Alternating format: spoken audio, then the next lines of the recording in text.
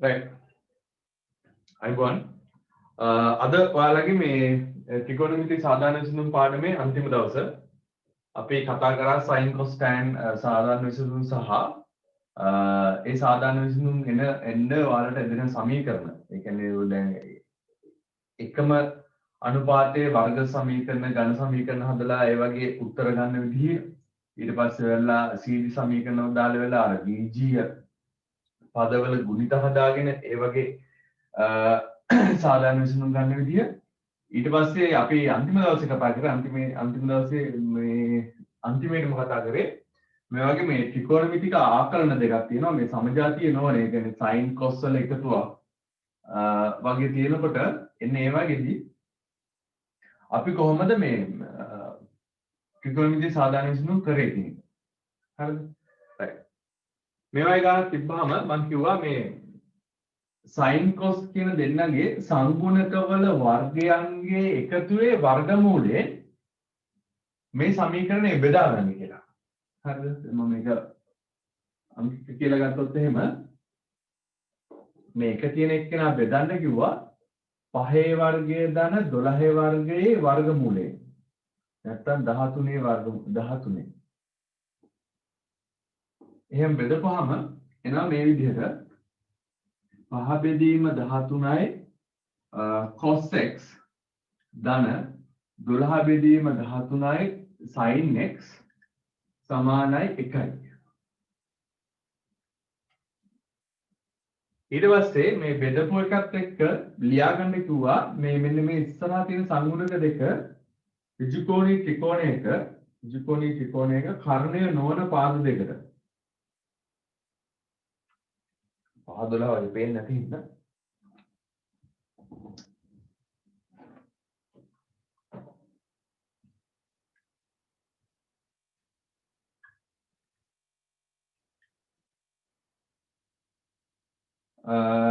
මෙන්න මේ විදිහට දාලා දැන් මේකෙදී පොඩි දෙයක් තියෙනවා ගානේ කියනවා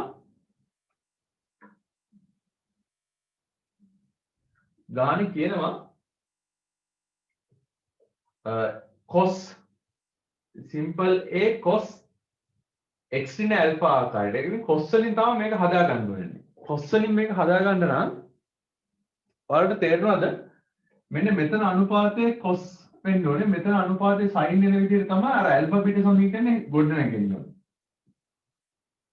අපි දන්නවා cos alpha ඍණ beta සමීකරණය එන්නේ ඒක මම ලියලා පෙන්නවොත් එහෙම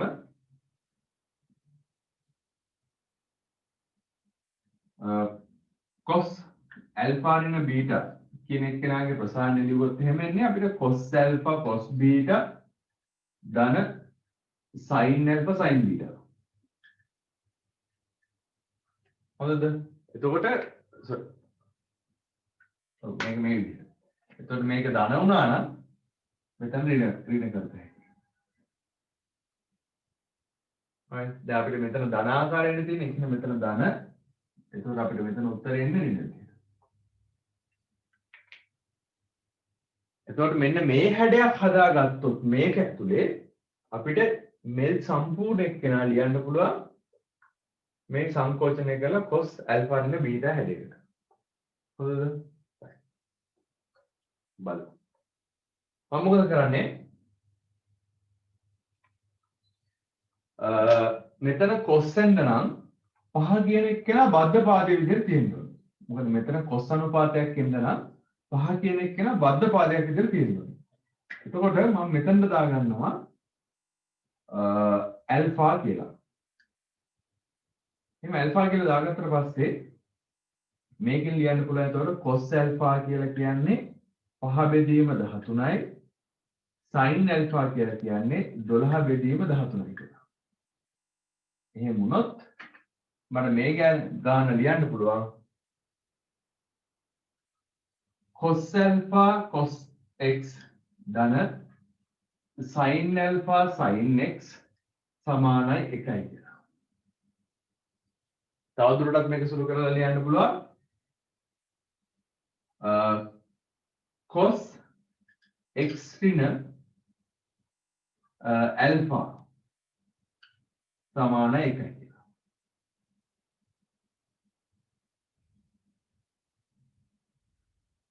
cos x sin alpha සමාන 1යි නම් අපිට මේක විසඳන්න පුළුවන්. කොහොමද විසඳන්නේ මේක? එතකොට මම ලියන්න පුළුවන් x sin alpha කියන්නේ 2යි n phi ධන හෝ ඍණ එක ගන්න පුළුවන් නේ අපිට බිඳුවෙන් cos බිඳුවෙන්. ඒත් 2යි n phi ධන හෝ ඍණ බිඳුව. මොකද මේ cos වලට එක එන්නේ cos බිඳුවේ. ඊට පස්සේ x කියන එක කියලා ලියන්න පුළුවන් x සමානයි 2යි n phi මෙතන ධන හෝ ඍණ කතන්දරේ නැතිලා යනවා.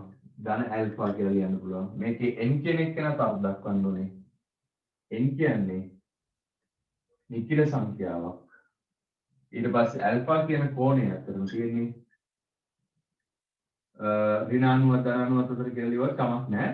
අපි හැබැයි මෙන්න මෙතන ඇල්ෆා කියන එක ගැන අර දක්වලා තිබෙන්න ඒ මෙතනදී ඇල්ෆා ලියන එක මොනාවක් වෙන්නේ නැහැ.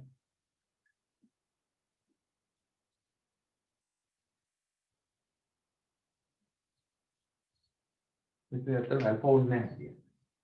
මොකද මේ මෙතෙන්දී ඇල්ෆා ලියලා තියෙන්නේ.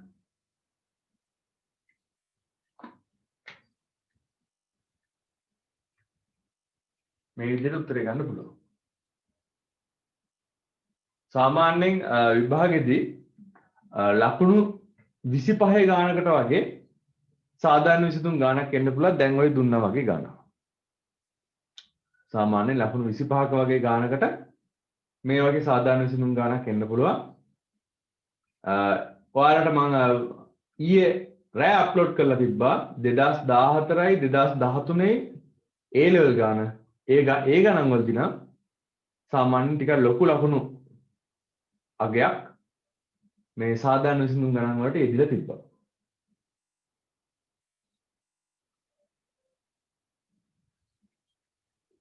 ලියාගත්තේ නැති කට්ටිය ලියා ගන්න පුතේ.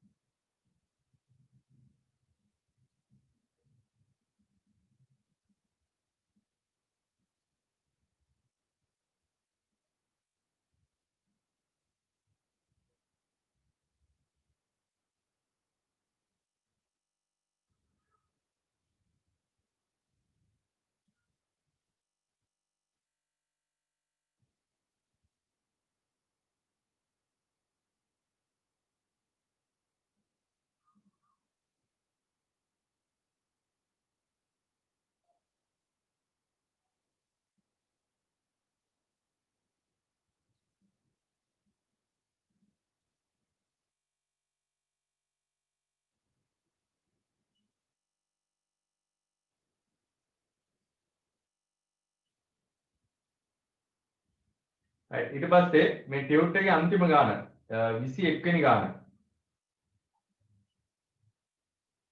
මම ඒක ෂෙයා කරන්නම්. ටියුට් එකේ 21 වෙනි ගාන අන්තිමෙන් තියෙන ගාන. ඒකේ පළවෙනි ගාන නම් මම හදන විදිහ කියලා දෙන්න ඕනේ නැහැ. මම ඒක කියන්නම් මේ දැන් මෙතන cos 7x අඩු කිරීම මූල 3යි cos 3x ධන cos x සමානයි බිඳුව සමීකරණයේ සාධාරණ විසඳුම් සොයන්න කියලා දෙනවා. එතකොට දැන් මෙතන ඔයාලට තේරෙන්න ඕන දෙයක් තියෙනවා මේ cos x කියන එක්කෙනයි cos 7x කියන එක්කෙනාටයි CD සමීකරණ දාන්න වෙනවා කියන එක. ඊට පස්සේ වෙරලා තමයි දැන් මම මේ හදපු ගාන වගේ ගණන් කැලක් ඒක ඇතුලේ හැදෙන්නේ. අපි බලමු හදලා ගාන ලියන්න පුතේ.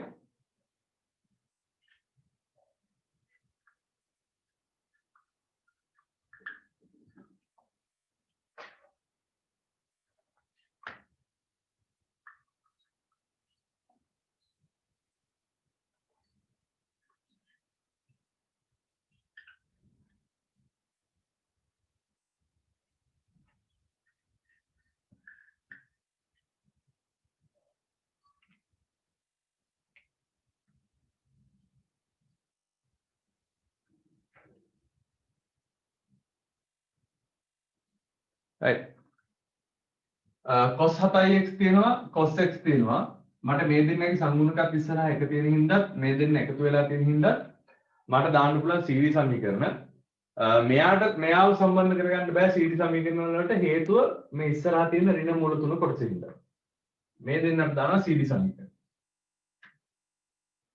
මේ දෙන්නට CD සමීකරණ දානවා දාලා බලමු එතකොට වෙනවා දෙවතාවක් cos C ධන cos D තියෙන්නේ. එතකොට ඒක ලියන්න පුළුවන් cos 7x ධන x බෙදීම 2යි cos 7x ඍණ x බෙදීම 2යි. අඩු කිරීම මූල 3යි cos 3x සමානයි 0 කියලා.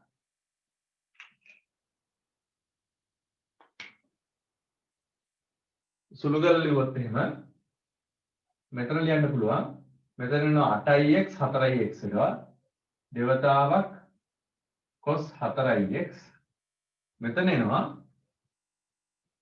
cos 6x නැත්නම් 3x අඩු කිරීම මූල 3ක් cos 3x සමානයි 0. දැන් පැහැදිලිව පේනවා ඔයාලට මෙතන මේ මූල 3යි cos 3x කියන එක කෙනා පොදු සාධකයක් විදිහට එළියට ගන්න පුළුවන් කියලා. cos 3x පොදු සාධකයක් විදිහට එළියට ගත්තාම දෙවතාවක් cos 4x අඩු කිරීම මූල 3 සමානයි 0 කියලා. ඇත්තටම ඉතින් පස්සේ නම් සීරි සමීකරණ දාන්න වෙන්නේ නැහැ. දැන් ඔයාලට ගාන හදාගන්න ලේසි. කොහොමද එන්නේ? cos 3x සමානයි 0 හෝ cos 4x සමානයි මූල 3 බෙදීම 2ක් කියනවා.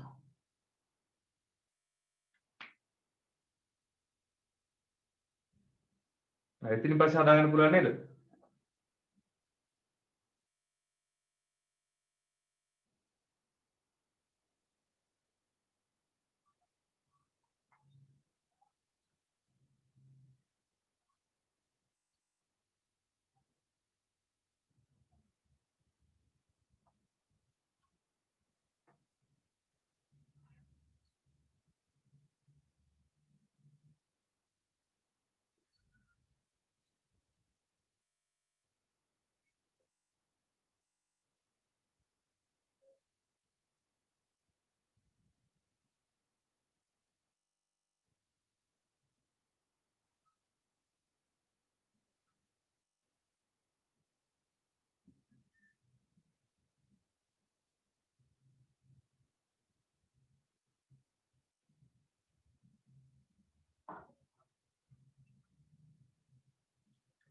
හරි ඊට පස්සේ මේක උත්තර දෙක ලියන්න. හරි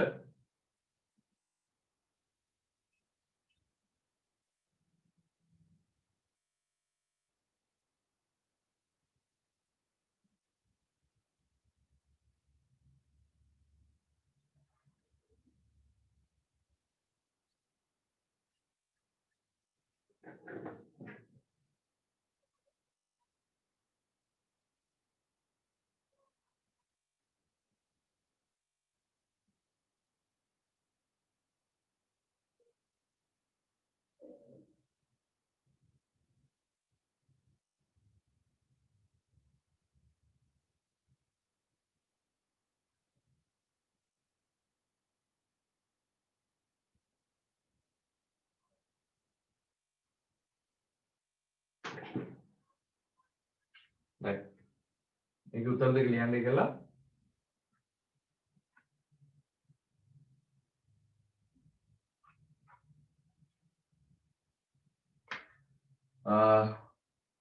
cos 3x සමානයි 0යි නම් 3x කෙනෙක් කෙනා ලියන්න පුළුවන් 2n5 ධන හෝ ඍණ 5 බෙදීම 2යි 4x ලියන්න පුළුවන් 2n5 ධන හෝ ඍණ අංශක 30යි. ඒ කියන්නේ 5 බෙදීම 6යි.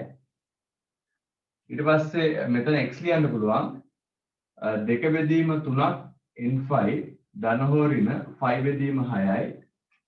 x ලියන්න පුළුවන් n5 බෙදීම 2යි ධන හෝ ඍණ 5 බෙදීම 24යි කියලා. n අයත් නිකිල කුලකය. ඔබ ඉස්සෙල්ලා ගානේ වැරද්දක් තියෙනවා අතට. ගාන මම ලියා ගන්නකොට ධන 13 කරලා ලියලා තියෙන්නේ. ඒක එන්න ඕනේ ඍණ 13. ඒක හදමු දැන්.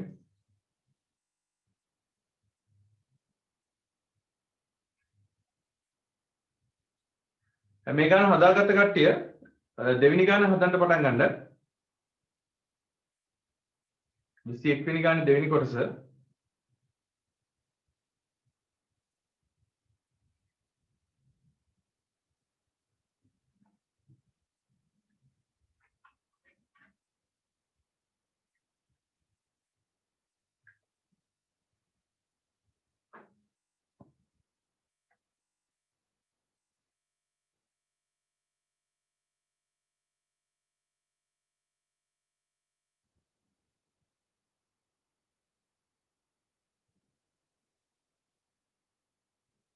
ඒකට ඒක හදනකම් මම අර කලින් ගානේ තිබ්බ අඩුපාඩු කියන්නම්.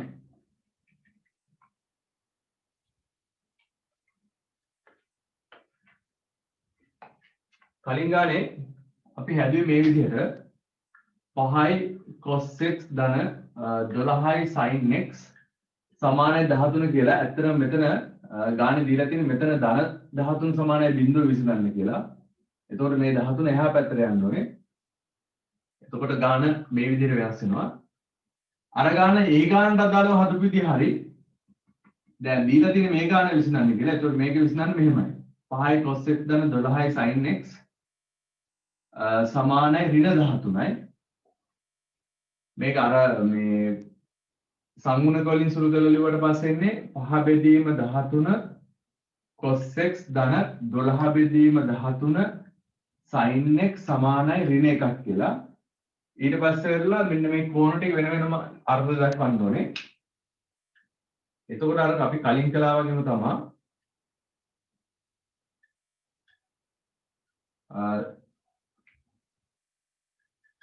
cos alpha කියන එක කෙනා ලියන්න පුළුවන් 5 බෙදීම 13යි. sin alpha ලියන්න පුළුවන් 12 බෙදීම 13යි. ඒකෙන් මට මෙයාව ලියන්න පුළුවන් cos alpha cos x ධන sin alpha sin x සමානයි ඍණ 1යි කියලා. ඒක සුළු කරලා ලියන්න පුළුවන් cos x ඍණ alpha සමානයි ඍණ 1යි කියලා. ඒකෙන් උත්තරේ ලියන්න පුළුවන් x ඍණ alpha සමානයි 2n5. හරි. ඍණ 1 ගණන් දෙන්නේ නම් බිඳුව නෙමෙයි ඍණ 1 ගණන් දෙන්නේ ධන හෝ ඍණ 5 කියන එක කියලා. එතකොට x කෙනෙක් කියලා ලියන්න පුළුවන් x සමානයි 2n5 ධන හෝ ඍණ 5 ධන ඇල්ෆා.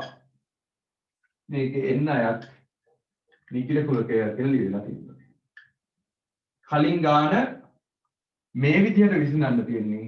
ඒකට එහෙම විසඳන්න තිබ්බනම් මේ 13 එහා පැත්තට ගියාම ඍණ 13 එනවා. ඍණ 13 වුණොත් එහෙම එකම වෙනසකට වෙන්නේ අපිට ධන හෝ ඍණ පයි කියලා එනවා. මෙතන පටන් ගන්නකොටම ලියාගත්ත එකේ වැරද්දක් තිබ්බේ. දැන් හරි.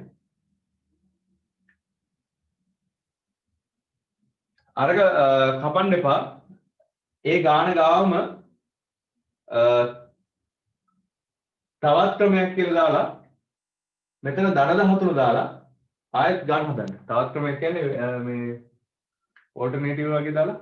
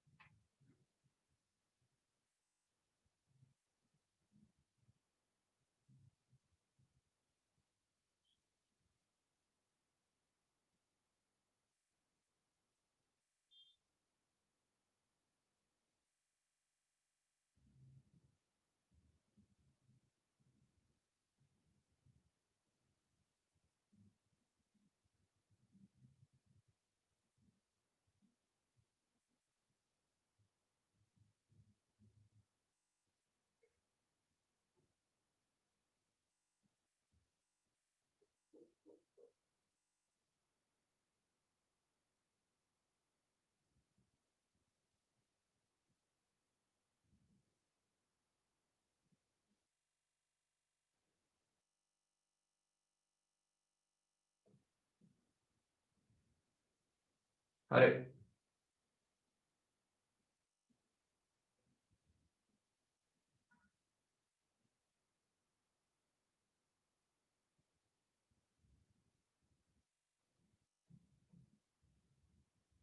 හරි 21 දෙවෙනි කොටස හදන්න. ඊට පස්සේ මේ ඉඳලා තියෙන ගණන් ටිකක් තියෙනවා ඒ ටික හදමු.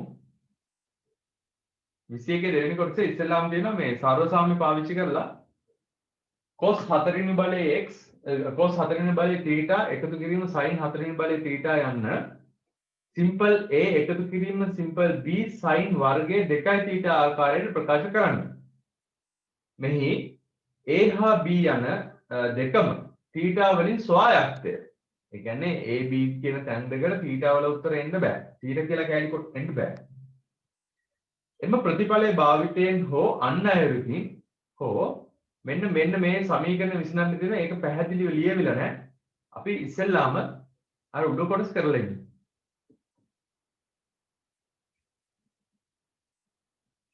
හදලා දෙන්න බලන්න.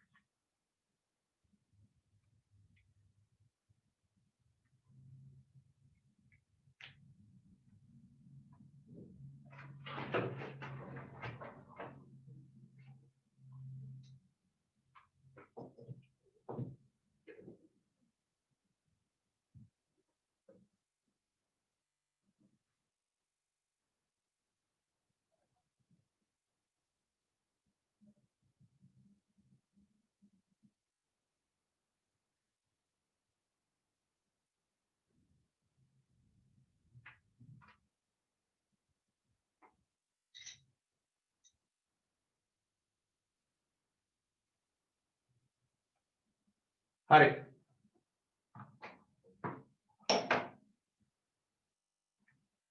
මේ ආකාරයෙන් මේවා කරන්න කිව්වහම සාමාන්‍ය සර්ව සාම විසඳන විදිහටම තමයි ඉස්සෙල්ලා මේ කොටස තෝරගෙන left hand side කියලා දාන්න ඕනේ නැහැ. මේ කැලේ තෝරගෙන cos 4 වෙනි බලයේ θ එකතු කිරීම sin 4 වෙනි බලයේ θ කියන එක නා ලියා ගන්න ඕනේ. අපිට දෙක θ සමීකරණයක් එන විදිහට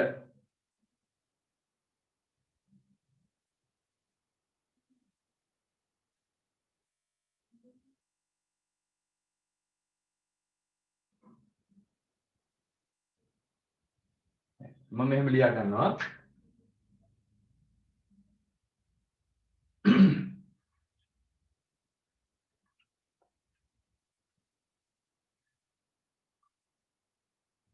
මේක ලියා ගන්නවා cos වර්ගය θ ගේ වර්ගය එකතු කිරීම sin වර්ගය θ ගේ වර්ගය කියලා.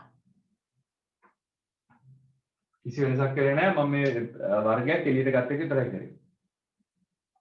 දන්න දෙයක් ලියමු අපි ඉස්සෙල්ලාම. අපි දන්නවා ඔව්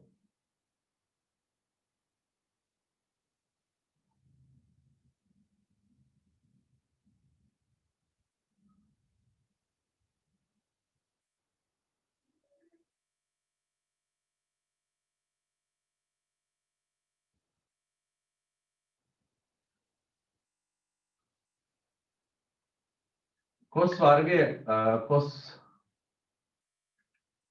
මේ කොහොමද ලියන්නේ? sin 2 θ කියලා කියන්නේ දෙවතාවක් sin θ cos θ කියලා දන්නවා. ඊළඟ කාරණාව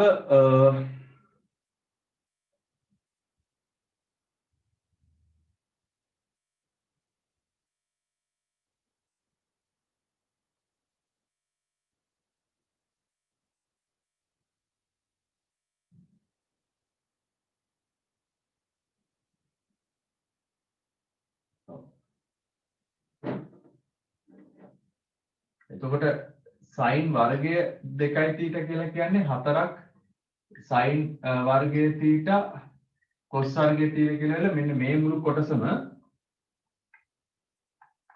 ඒ කියන්නේ මේ දෙවතාවක් sin වර්ගය කියන වර්ග කරලා ලියන්නකො. එතකොට 4 වතාවක් sin වර්ගය θ cos වර්ගය θ කියලා අර වීජීය පදයකට පිටින් තියෙන බලය වීජීය පදයේ සියලුම පදවලට පොදුවේ යෙදිය හැක කියන දර්ශක නීතිය පාවිච්චි කරලා මේ විදිහට ලියන්න පුළුවන්. ඉතින් මම මෙතන තියෙන මේ වර්ග දෙකක එකතුවන්නේ තියෙන්නේ. මෙතන එක් පදයක වර්ගයක් තියෙනවා, මෙතනත් පදයක වර්ගයක් තියෙනවා. මම මෙන්න මේ මෙයාව ලියනවා.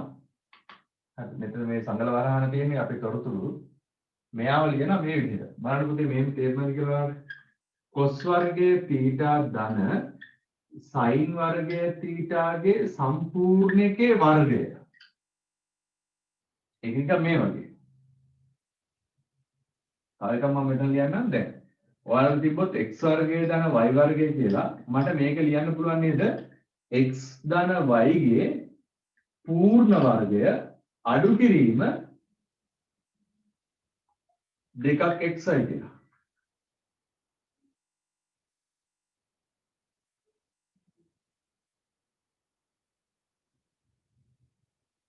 හරිද? අපිට x වර්ගය ධන y වර්ගය කියලා තැනක් තිබ්බොත් එහෙම එයාව ලියන්න පුළුවන් මට ඕන x වර්ගය ධන y ගේ x ධන y ගේ පූර්ණ වර්ගය අඩු කිරීම දෙකක් xy කියලා. මෙන්න මේ විදිහේ ඉදීමක්. කොහොමද ඒක ආවේ කියලා එක චුට්ටක් මම කියලා ඉන්නම්.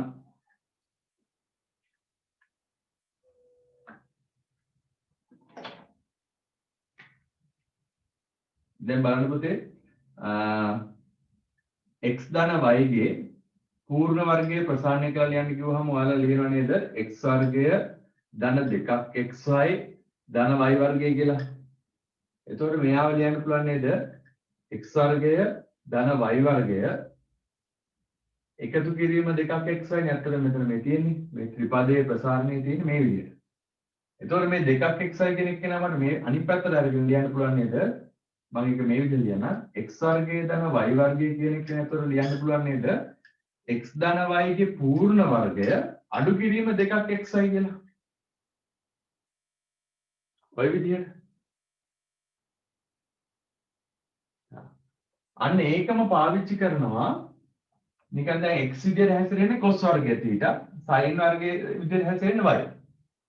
y විදිහට හැසිරෙන්නේ sin වර්ගය. එතකොට මට මෙයාව දැන් මෙන්න මේ සම්බන්ධතාවය මට ලියන්න පුළුවන් මේකේ අඩු කිරීම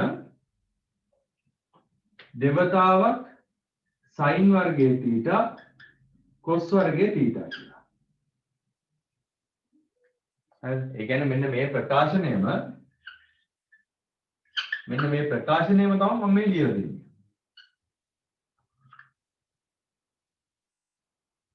කිසි වෙනසක් කරේ නැහැ. බලන්න ඒක පැහැදිලිව තේරෙනවද කියලා? cos වර්ගයේ θ ගේ වර්ගය sin වර්ගයේ θ ගේ වර්ගයේ එකතුව තියෙනවා. ඒක නිකන් මෙන්න මේ x වර්ගය ධන y වර්ගය වගේ තියෙනවා. ඉතින් මම ඒක ලියනවා x ධන y ගේ පූර්ණ වර්ගය අඩු කිරීම දෙකක් xy. එතකොට එන්නේ cos වර්ගයේ θ ධන sin වර්ගයේ θ ගේ පූර්ණ වර්ගය අඩු කිරීම දෙවතාවක් sin වර්ගයේ θ cos වර්ගයේ θ. පැහැදිලිද? එතකොට ඒකට මෙන්න මෙතනින් මේ යෙදීමක් දාන්න පුළුවන්. අපි දන්නවා හතර වතාවක් sin වර්ගයේ θ cos වර්ගයේ θ කියලා කියන්නේ sin වර්ගයේ 2යි θ. එතකොට ඒක එන්නේ මේ මෙතනින් ආදේශයක් දාත හැකි.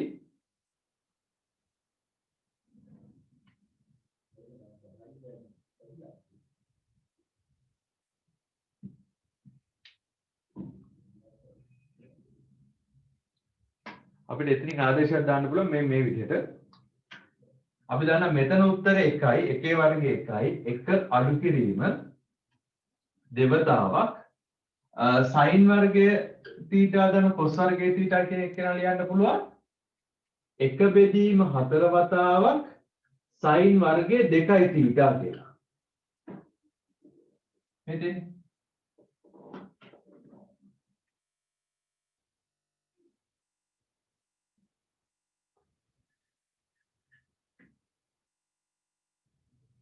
sin වර්ගයේ θ ධන cos වර්ගයේ θ කියන sin වර්ගයේ θ cos වර්ගයේ θ කියන මේ ගුණිතය ලියන්න පුළුවන් 1 බෙදීම 4 වතාවක් sin වර්ගයේ 2යි θ කියලා. ඒක තමයි මේ ලියලා තියෙන්නේ. එතකොට මෙයාව තව ටිකක් සුළු කරලා ලියන්න පුළුවන් 1 අඩු කිරීම භාගයේ වතාවක් sin වර්ගය 2යි θ කියලා.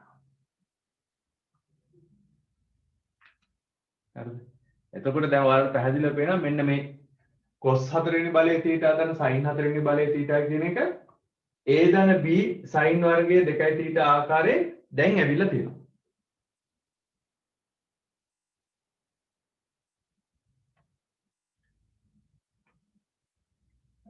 එතකොට අපි ඒකට පාවිච්චි කරා යෙදීම් දෙකක්. එක තමයි cos sin 2 θ සමීකරණ පාවිච්චි කරා. අනිත් එක මේ පූර්ණ වර්ගයේ මේ විදිහට යොදලා පාවිච්චි කරා. බලන්න ඒක පැහැදිලිද කියලා?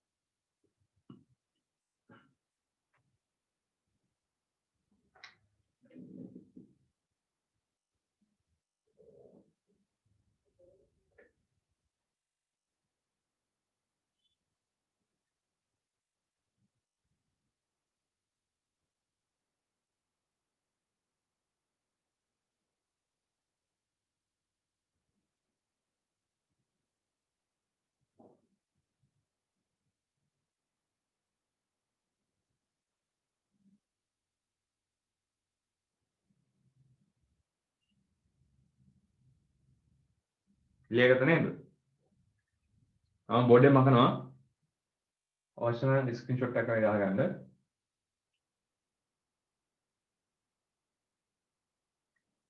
එතකොට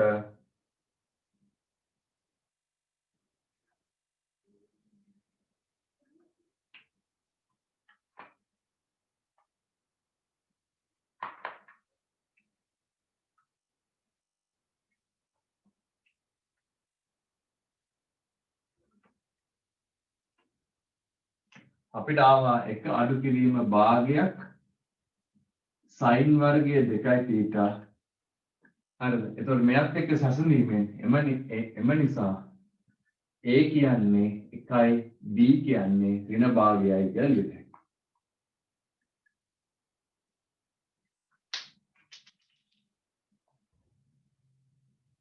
ඔය විදිහට ලියන්න පුළුවන්.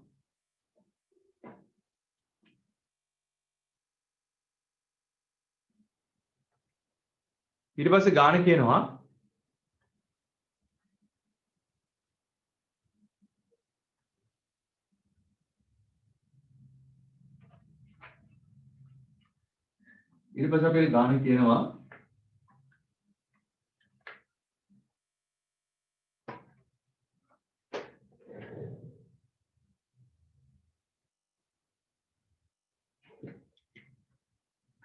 දෙවතාවක් cos 4 වෙනි බලයේ θ ධන sin 4 වෙනි බලයේ θ එකතු කිරීම 7යි sin θ cos θ 7යි sin θ cos θ සමානයි බිංදුව විසඳන්න.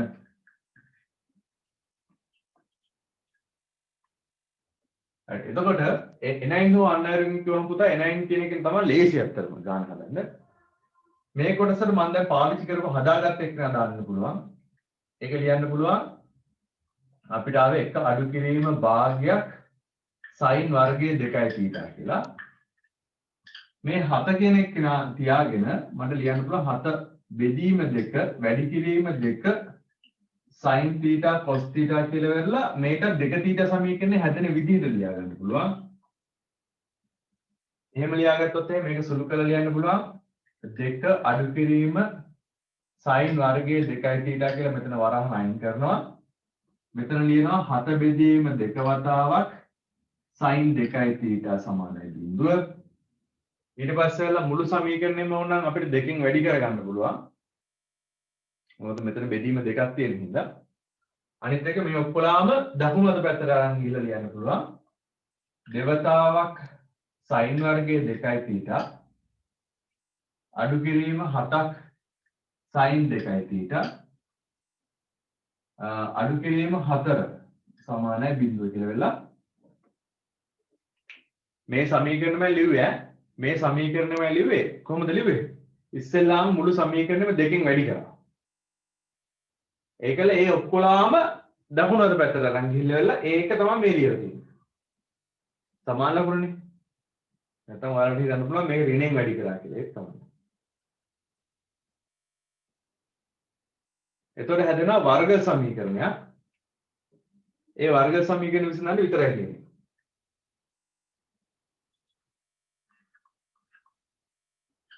මුලින් හිටපු කට්ටිය කරලා ඇති දෙවතාවක් sin 2යි θ sin 2යි θ සාධක ලියා ගන්නවා දෙවරක් 1යි හතර වරක් 1යි දෙවරක් 2යි කියලා.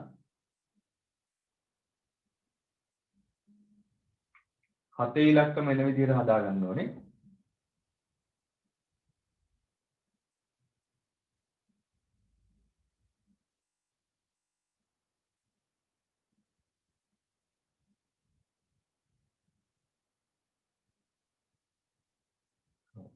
හතේ ඉලක්කම එන විදිහට හදා ගන්න පුළුවන්. මම මෙන්න මෙහෙම වැඩි කරලා දෙවරක් 4 8යි 8න් එකක් අඩු කරපුවම 7යි. එතකොට මෙතෙන් 4 දැම්මා මෙතෙන් 2 දැම්මා මෙයාට ඍණ දැම්මා මෙයාට ධන දැම්මා සමානයි බිඳුව කියලා.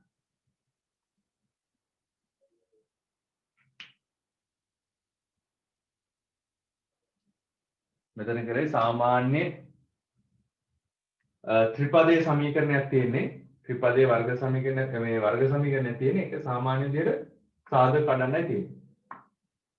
ඔයාලට මම කිව්වා මේක සාධක කඩද්දි මේ පළවෙනි පදේ සංගුණක ටික ලියා ගන්න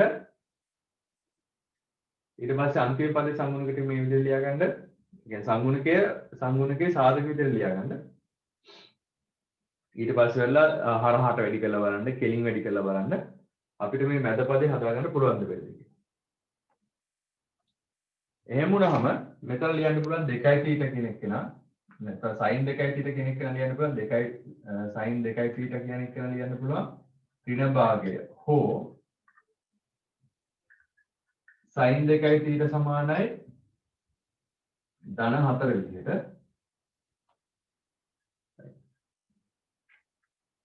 මෙතන පැහැදිලිව පේන දෙයක් තියෙනවා sin 2යි θ සමානයි 4 කියලා දෙයක් තියෙන්න බෑ මෙතෙන්දිම ලියනවා මේ ගානේ මට ඉඩ මදි මෙතෙන් ලියන්න දෙයක් ගලා ලියලා වෙල මට මැසේජ් එකක් දාන්න මේ හරි කියලා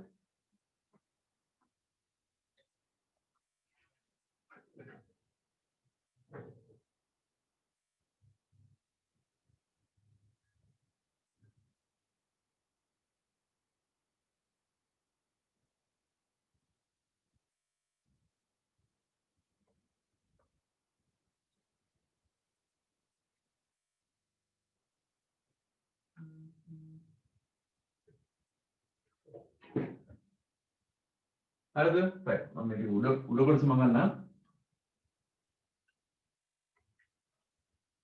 right. දැන් එතකොට උත්තර දෙකක් ඇවිල්ලා තියෙනවා පුතේ. sin 2යි θ සමානයි ඍණ භාගය කියලා එකක් ඇවිල්ලා තියෙනවා. මේක අවුලක් නෑ. හැබැයි මෙන්න මෙතන අවුල තියෙනවා. sin 2යි θ සමානයි ධන 4 කියලා ඇවිල්ලා තියෙනවා. එතකොට මෙය විය නොහැක. විය නොහැක. ඇයි? මන්දයත් because මන්දයත් sin 2යි θ ගේ පරාසය වෙන්නේ ඍණ 1ක් ධන 1ක් අතර විතරමයි. වේ. ඒ කියන්නේ කවදාකවත් sin කියන අනුපාතයකට හරි cos කියන අනුපාතයකට හරි එකට වඩා ධනයකට වඩා වැඩි උත්තරයක් එන්නත් බෑ. ඍණයකට වඩා අඩු උත්තරයක් එන්නත් බෑ. ඒක නම් sin ප්‍රස්ථාර හැම එකක්ම ගියේ ධන 1ක් ඍණ 1ක් අතර විතරයි. එතකොට මේ උත්තරේ හැමම අයින් කරලා මේ මෙතනින් ගාන හදන්න පුළුවන්. එම නිසා 2යි θ සමානයි n5 ධන ඍණ 1 n වෙනි බලය වතාවක් ඍණ 5 බෙදීම 6. මොකද මෙයා හතරවෙනි වෘත්ත පාද වෙන්න ඕනේ ඍණාගයක් හින්දා.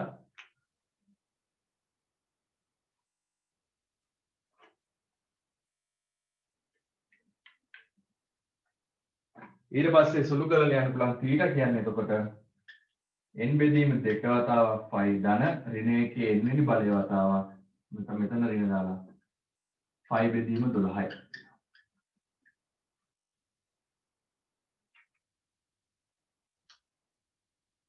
මේක ලියන්න ඕනේ n අය නිකිල කුරුකේ.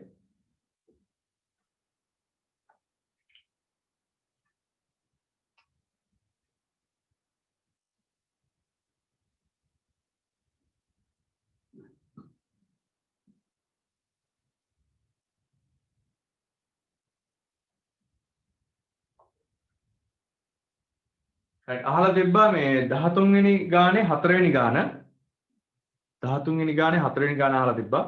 අපි ඒකත් කළමු.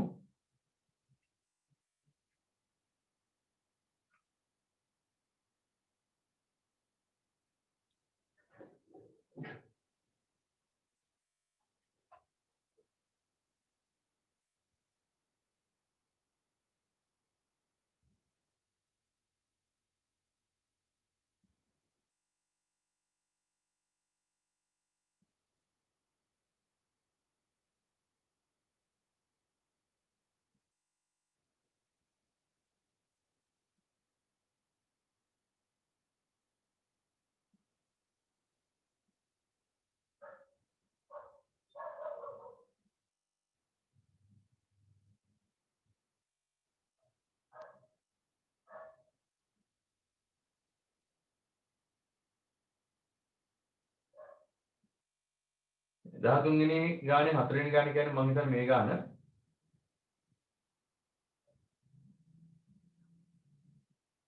දෙවතාවක් cos x ඍණ sin x සමානයි 2. හරි හදුම නැති කට්ටිය ගාන චුට්ටක් ලියන්න පුතේ.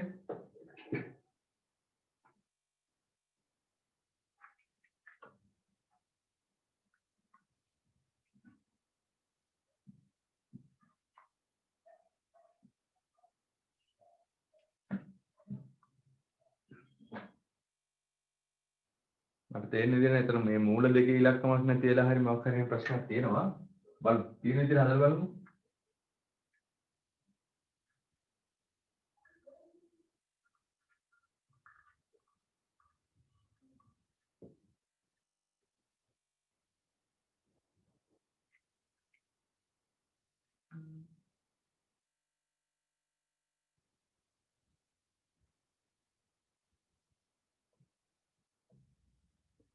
හරි. ගාන තියෙන දේවතාව මෙහෙම. එතකොට මම ඉස්සෙල්ලාම කරන්නේ මෙයයි පාවිච්චි කරලා මේ දෙන්නගේ සංගුණක දෙක පාවිච්චි කරලා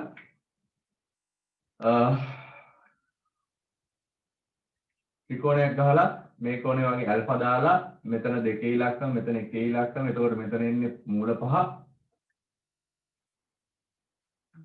ඒකෙන් මට ලියන්න පුළුවන් එතකොට cos alpha කියලා කියන්නේ එක බෙදීම මූල පහයි sin alpha කියලා කියන්නේ දෙක බෙදීම මූල පහයි. හරි.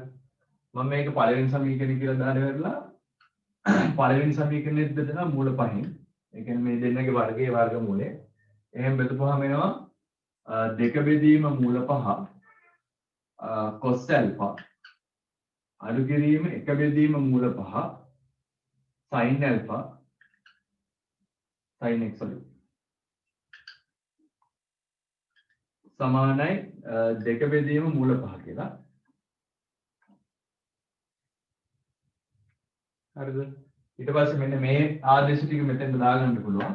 එහෙම දාගත්තට පස්සේ එනවා cos alpha cos x අඩු කිරීම sin alpha sin x සමානයි දෙක බෙදීම මූල පහ කියලා. right මෙතන දැන් cos මෙතන cos නෙමෙයි නේද? මෙතන sin එන්න. මෙතන sin එන්න ඕනේ මෙතන cos එන්න.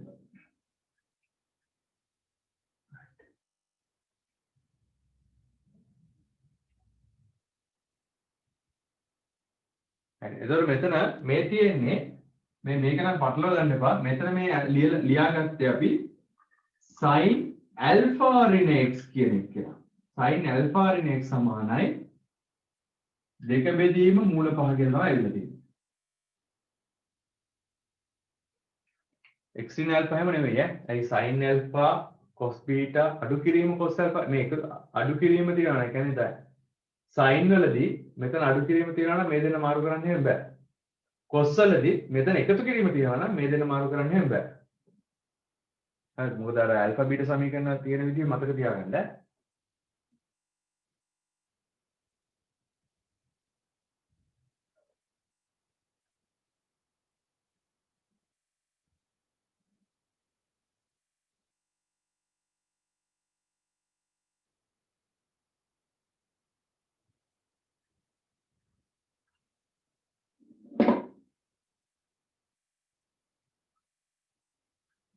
ලොකු දෙයක් කරේ නෑ. මෙතන මේ සංගුණකේ වර්ගයේ වර්ගමූල පාවිච්චි කරලා බෙදුවා.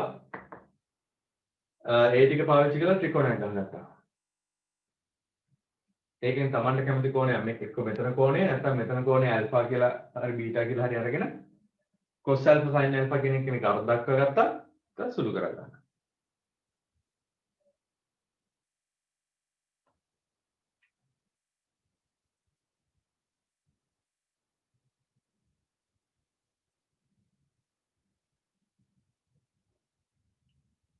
හරි. මම බෝඩ් එකේ චුට්ටක් මේ උඩේ කොටස මකනවා.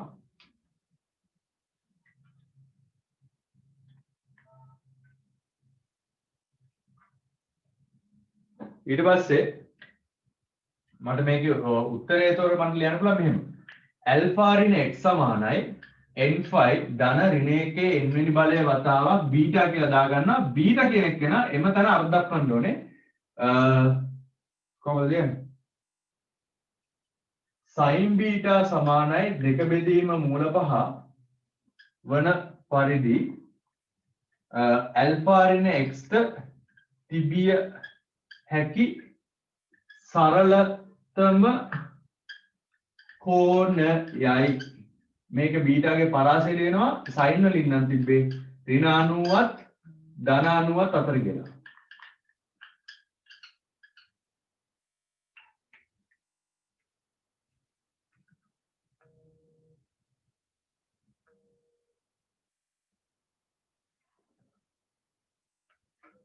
ඔව් හලෝ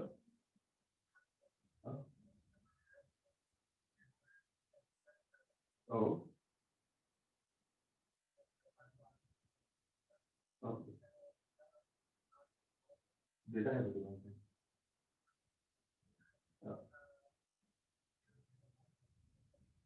පුතා ඔන්ලයින් කරන්නේ ක්ලාස් මේ මම ලින්ක් එක දාලා තියෙනවා ඒ ගෲප් වල. මට ඒ ගෲප් ලින්ක් එක ආවේ නැත්නම් මම ඔයාලට තව ටික මෙසේජ් එකක් දාන්නම්. මේ නැත්නම් මේ ගෝල්ඩන් කී එකට ගියත් හරි මම හරියට ඉඳ ගන්නත් පුළුවන්. ටියුට් කරනවා මම ටියුට් පේපර්ස් ටික නම් ඔයාලට කොහොමද ගෝල්ඩන් කී එකනවා ගන්න වෙන්නේ. හරි.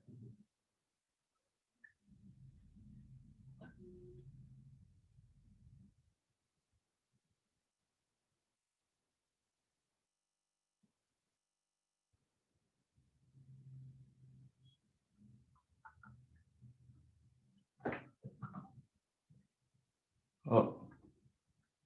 බීටගේ පරාසය ලිව්වා. බීටගේ පරාසය ලියලා ඉවර වෙලා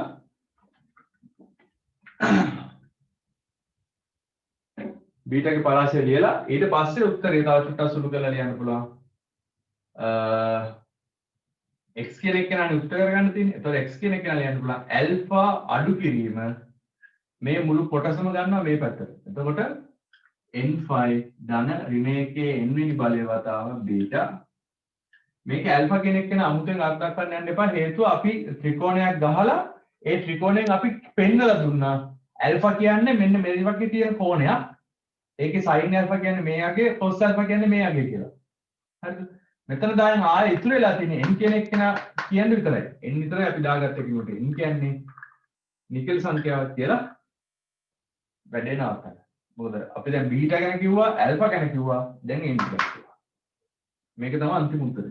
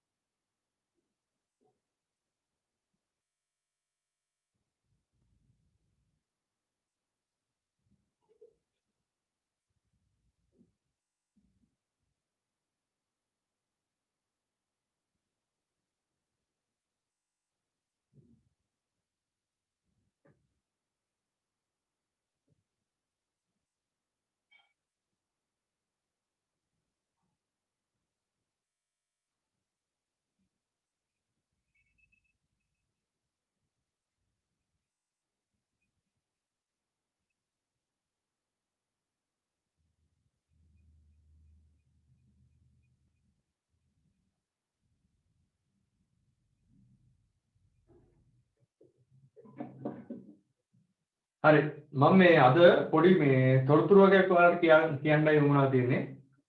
ඊට අමතරව පාස් පේපර්ස් ගණන් වලත් තියෙන අර මේ ත්‍රිකෝණමිතියේ සාධාරණ විසඳුම් සහ ප්‍රස්තාර කියන කොටස් වල දෙයක් කතා කරන්න තමයි හිතන්නේ බලන වෙලාව තියෙන විදිහට ඒක මම මට දැන් අද මේ කියලා කියන්න ඕනේ. මේ බෝඩ් එක මහනවා.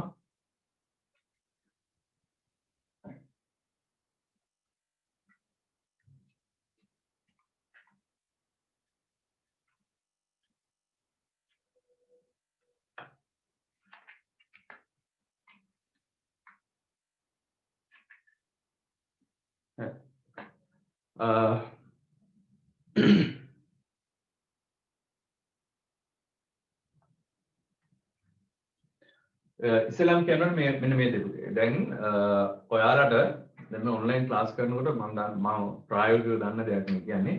පෑ දෙකක් එක තැනක ඉඳගෙන ඉවරලා ඔහු කරනවා කියනකොට ඇත්තටම පොඩ මහන්සි ගතියක් තියෙනවා. සාමාන්‍ය ඔයාලා එකක් ඔයාලා දැන් අවුරුදු 11ක්ම 11 12ක් විතරම දැන් මේ හුරු වෙලා තිබ්බේ ගුරුවරයෙක් ඉන්නවා ගියා සර්ට් එකත් ඔය මේ මොන හරි විහිළුවක් කරා කතා බහ කරා ඒ වැඩ ටේක් කරගත්තා යාළුවොත් එක්කත් හිටියේ එහෙම. ඒ වගේ ටිකක් කරා මේ සමාජශීලී විදියට තමයි ඉගෙන ගත්තේ. දැන් අපිට මේ තියෙන තත්ත්ව විදිහට මේක තමයි අලුත් විදිහ. එතකොට ටිකක් අර ටිකක් කම්මැලිකමක් බෝඩ් එකක් දිහා බලාගෙන ඉන්නකොට අමාරුකමක් තියෙනවා. ඒක සාමාන්‍යයෙන් තියෙන දෙයක්. ඒකට හුරු වෙන්න වෙනවා. අකමැති වුණත් හුරු වෙන්න වෙනවා. මේක තමයි අලුත් විදිහ. හොඳද? එක. දෙවෙනි කාරණාව ෆෝන් ස්ක්‍රීන් එකක් දිහා හරි ලැප්ටොප් ස්ක්‍රීන් එකක් දිහා හරි බලාගෙන ගොඩාක් වෙලා මේක අහන් ඉන්නකොට එකක් ඇස් වලටත් හොඳ නැහැ. මම කියන්නේ මෙන්න මේ කාරණාව. මට කියන්න උනා තියෙන්නේ දැන් ඔයාලට දැන් මේ ක්ලාස් එකේ බැරි වෙලා හරි මග ඇරුණොත් හරි නැත්නම් නෝට් එකක් ලියාගන්න බැරි වුණොත් හරි දැන් ඔයාලට අච්චුපොත් කියලා જાතියක් නැහැනේ උසස් පෙළදී. අපි උගන්වන අපේ විශ්වාසය මත තියාගෙන තමයි ඔයාලා ඔය ගණන් ටික හදන්නේ. අච්චුපොත් විදිහට ගන්නකොට මම ගන්න පොත් ටිකක් කියන්නම්. හොඳද? ඒ කියන්නේ ගන්න පොත් කියන්නේ දැන් උතොර දැන් අනිත් සර්ලගේ පොත් හොඳ නැහැ මම මේ කියන සර්ලගේ පොත් හොඳයි කියලා විතරක් නෙමෙයි. සාමාන්‍යයෙන් දැරිය හැකි මුදලකට ගන්න පුළුවන් සාමාන්‍ය යමක්කම තේරුම් ගන්න පුළුවන් පොත් ටිකක් මම කියන්නම්. අනිත් ඒවාම තේරෙන්නේ වුණත් මේවා සාමාන්‍ය හොඳට තේරෙනවා. ඔය දැන් සුද්ධ ගණිතයේ ගණිත කොටස් වලදී සුද්ධ ගණිතය කියලා කියන්නේ pure maths ද අපි ඔය කතා කරනවා වගේ pure maths වලට ඔයාලට ගන්න පුළුවන් පොත් තමයි එකක් අතුල පෙරේරා සර්ගේ පොත්. මහාචාර්ය අතුල පෙරේරා සර් කියන්නේ පෙරදින විශ්වවිද්‍යාලයේ සර් කෙනෙක්. පෙරදින විශ්වවිද්‍යාලයේ ගණිතාංශයේ ඉන්න සර් කෙනෙක්. අතුල පෙරේරා සර් ප්‍රොෆෙසර් කෙනෙක්. සර්ගේ ගන්න පුළුවන් එකක් තමයි බීජ ගණිතය කියලා පොතක් තියෙනවා. හරිද මේ ටික ඔයාලා ලියාගෙන ගත්තත් කමක් නැහැ මේ බීජ ගණිතයේ පොත සාමාන්‍ය රුපියල් 600ක් 540ක් ඔන්න 500 ගානකට තමයි යන්නේ. දෙවෙනියට සර්ගේ තියෙන අතුරු පෙරේරා සර්ගේ තියෙන ත්‍රිකෝණමිතියේ පොතක් කැමති කට්ටිය ගත්තට කමක් නැහැ. ත්‍රිකෝණමිතිය ගන්නවා නම් මේ කරුණාරත්න කියලා සර් කෙනෙක් ඉන්න දෙපාර්තමේන්තුවේම ඒ කියන්නේ අධ්‍යාපන දෙපාර්තමේන්තුවේම ගහන පුංචි නිල් පාට පොතක්. මෙන්න මේ වගේ පොතක්. හරිද? මේ උසස් පෙළ සඳහා ත්‍රිකෝණමිතිය කියලා කරුණාරත්න සර්ගේ මේකේ තියෙන ප්‍රතිලෝමශිත සාධාරණ විසඳුම් මේ පාඩම් පහම රුපියල් 104යි. හරිද? දැන් මම හිතන්නේ ඕන රුපියල් 150ක් වෙලා ඇති මම මේ ගන්නකොට මේ පොත මේක 2009 මුද්‍රණය කරපු එකක්. ඒකින්ද තමයි මම හිතන්නේ රුපියල් 104කට තියෙන්නේ. මම හිතන්නේ දැන් උන 150ක් වෙලා ඇති මොකද මේක දෙපාර්තමේන්තුවෙන් ගන්න පොතක් හින්දා. ත්‍රිකෝණමිතියේ මේ පොත හොඳයි. ඒකේ තියෙනවා දැන් අද කතා කරපු දැන් මේ දවස්වල කතා කරපු සාධාරණ විසඳුම් වල එහෙම ගණන් ටිකක් තියෙනවා. ඊට පස්සේ අතුරු පෙරේරාගේ ගන්නවා නම් දැම්මම ඕනේ නැහැ. එනත් ඔයාලා මේ බීජ ගණිතයේ පොත නම් අරන් තියාගත්තොත් හොඳයි. මොකද බීජ ගණිතයේ පොතේ තමයි ඔය ශිත පාඩමේ කොටස් තියෙන්නේ. ඊට අමතරව අසමානතා වර්ග සමීකරණ ඒ වගේ පාඩම් ගොඩක් මුල් පාඩම් ටික ඔක්කොම වගේ බීජ ගණිතයේ පොතේ තියෙනවා. ඊට පස්සේ තියෙනවා ආය කලණය කියලා පොතක්. මේක හදිස්සියක් නැහැ.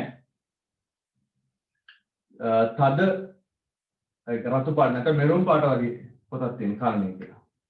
ඊට පස්සේ මෙන්න මේ බ්‍රවුන් කරන පොත් විතරයි හදිසි කියන්නේ මේ දවස් වලට ඔයාලා අරන් තියාගත්තොත් හොඳයි කියලා තේරෙන්නේ. ආය පොත්තක් තියෙනවා අතුල සර්ගෙම තියෙන ත්‍රිකෝණමිතිය.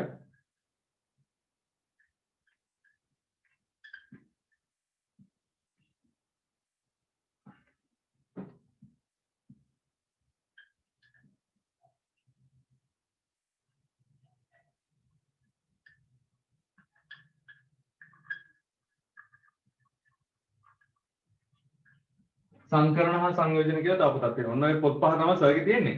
මේකෙදි මේ බීජ ගණිතයේ පොත කියන එක දැන් ටිකක් වැදගත් වෙනවා මේ දවස්වලට. ඒකින්ද ඒක අරන් තියාගන්න. අනිත් පොත්වල නම් කලණයේ පොතක් පස්සේ අරන් තියාගන්නවා නම් හොඳයි.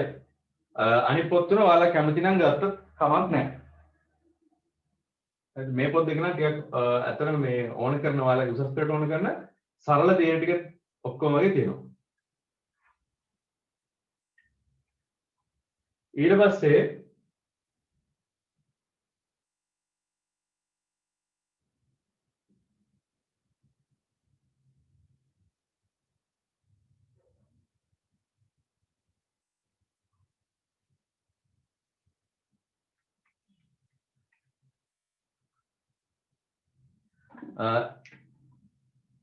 ඇප්ලයිඩ් වලට සාමාන්‍යයෙන් අපි මෙච්චර දවසක් අපි නම් ගන්න කියන්නේම මේ හේවගේසගේ පොත්. හේවගේසගේ පොත් කියන්නේ මේ උසස් පෙළ කියලා තියෙනවා මේ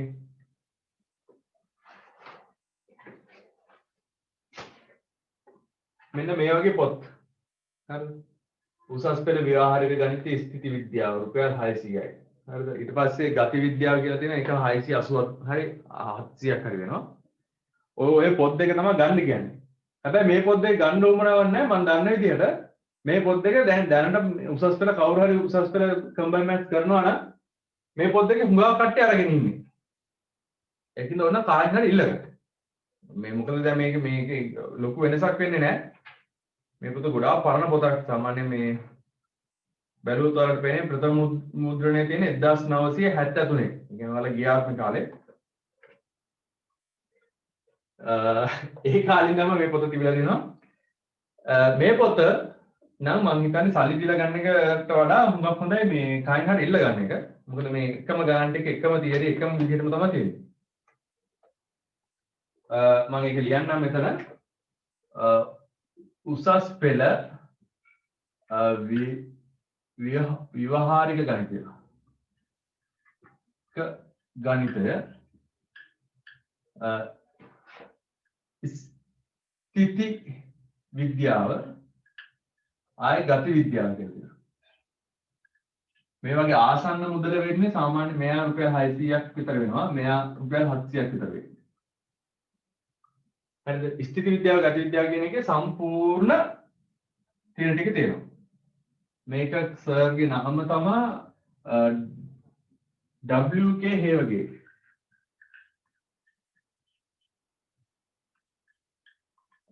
WK හේවගේ සර්ගේ පොතේ තමයි මේ ගණන් තියෙන්නේ. මේක හැබැයි ඕන තියෙන ටික ඔක්කොම තියෙනවා.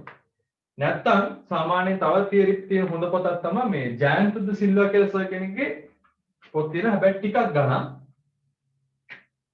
හරි සර්ගේ ගති විද්‍යාව ස්ථිති විද්‍යාව කියලා තියෙනවා. ඒකත් ජයන්ත ද සිල්වා.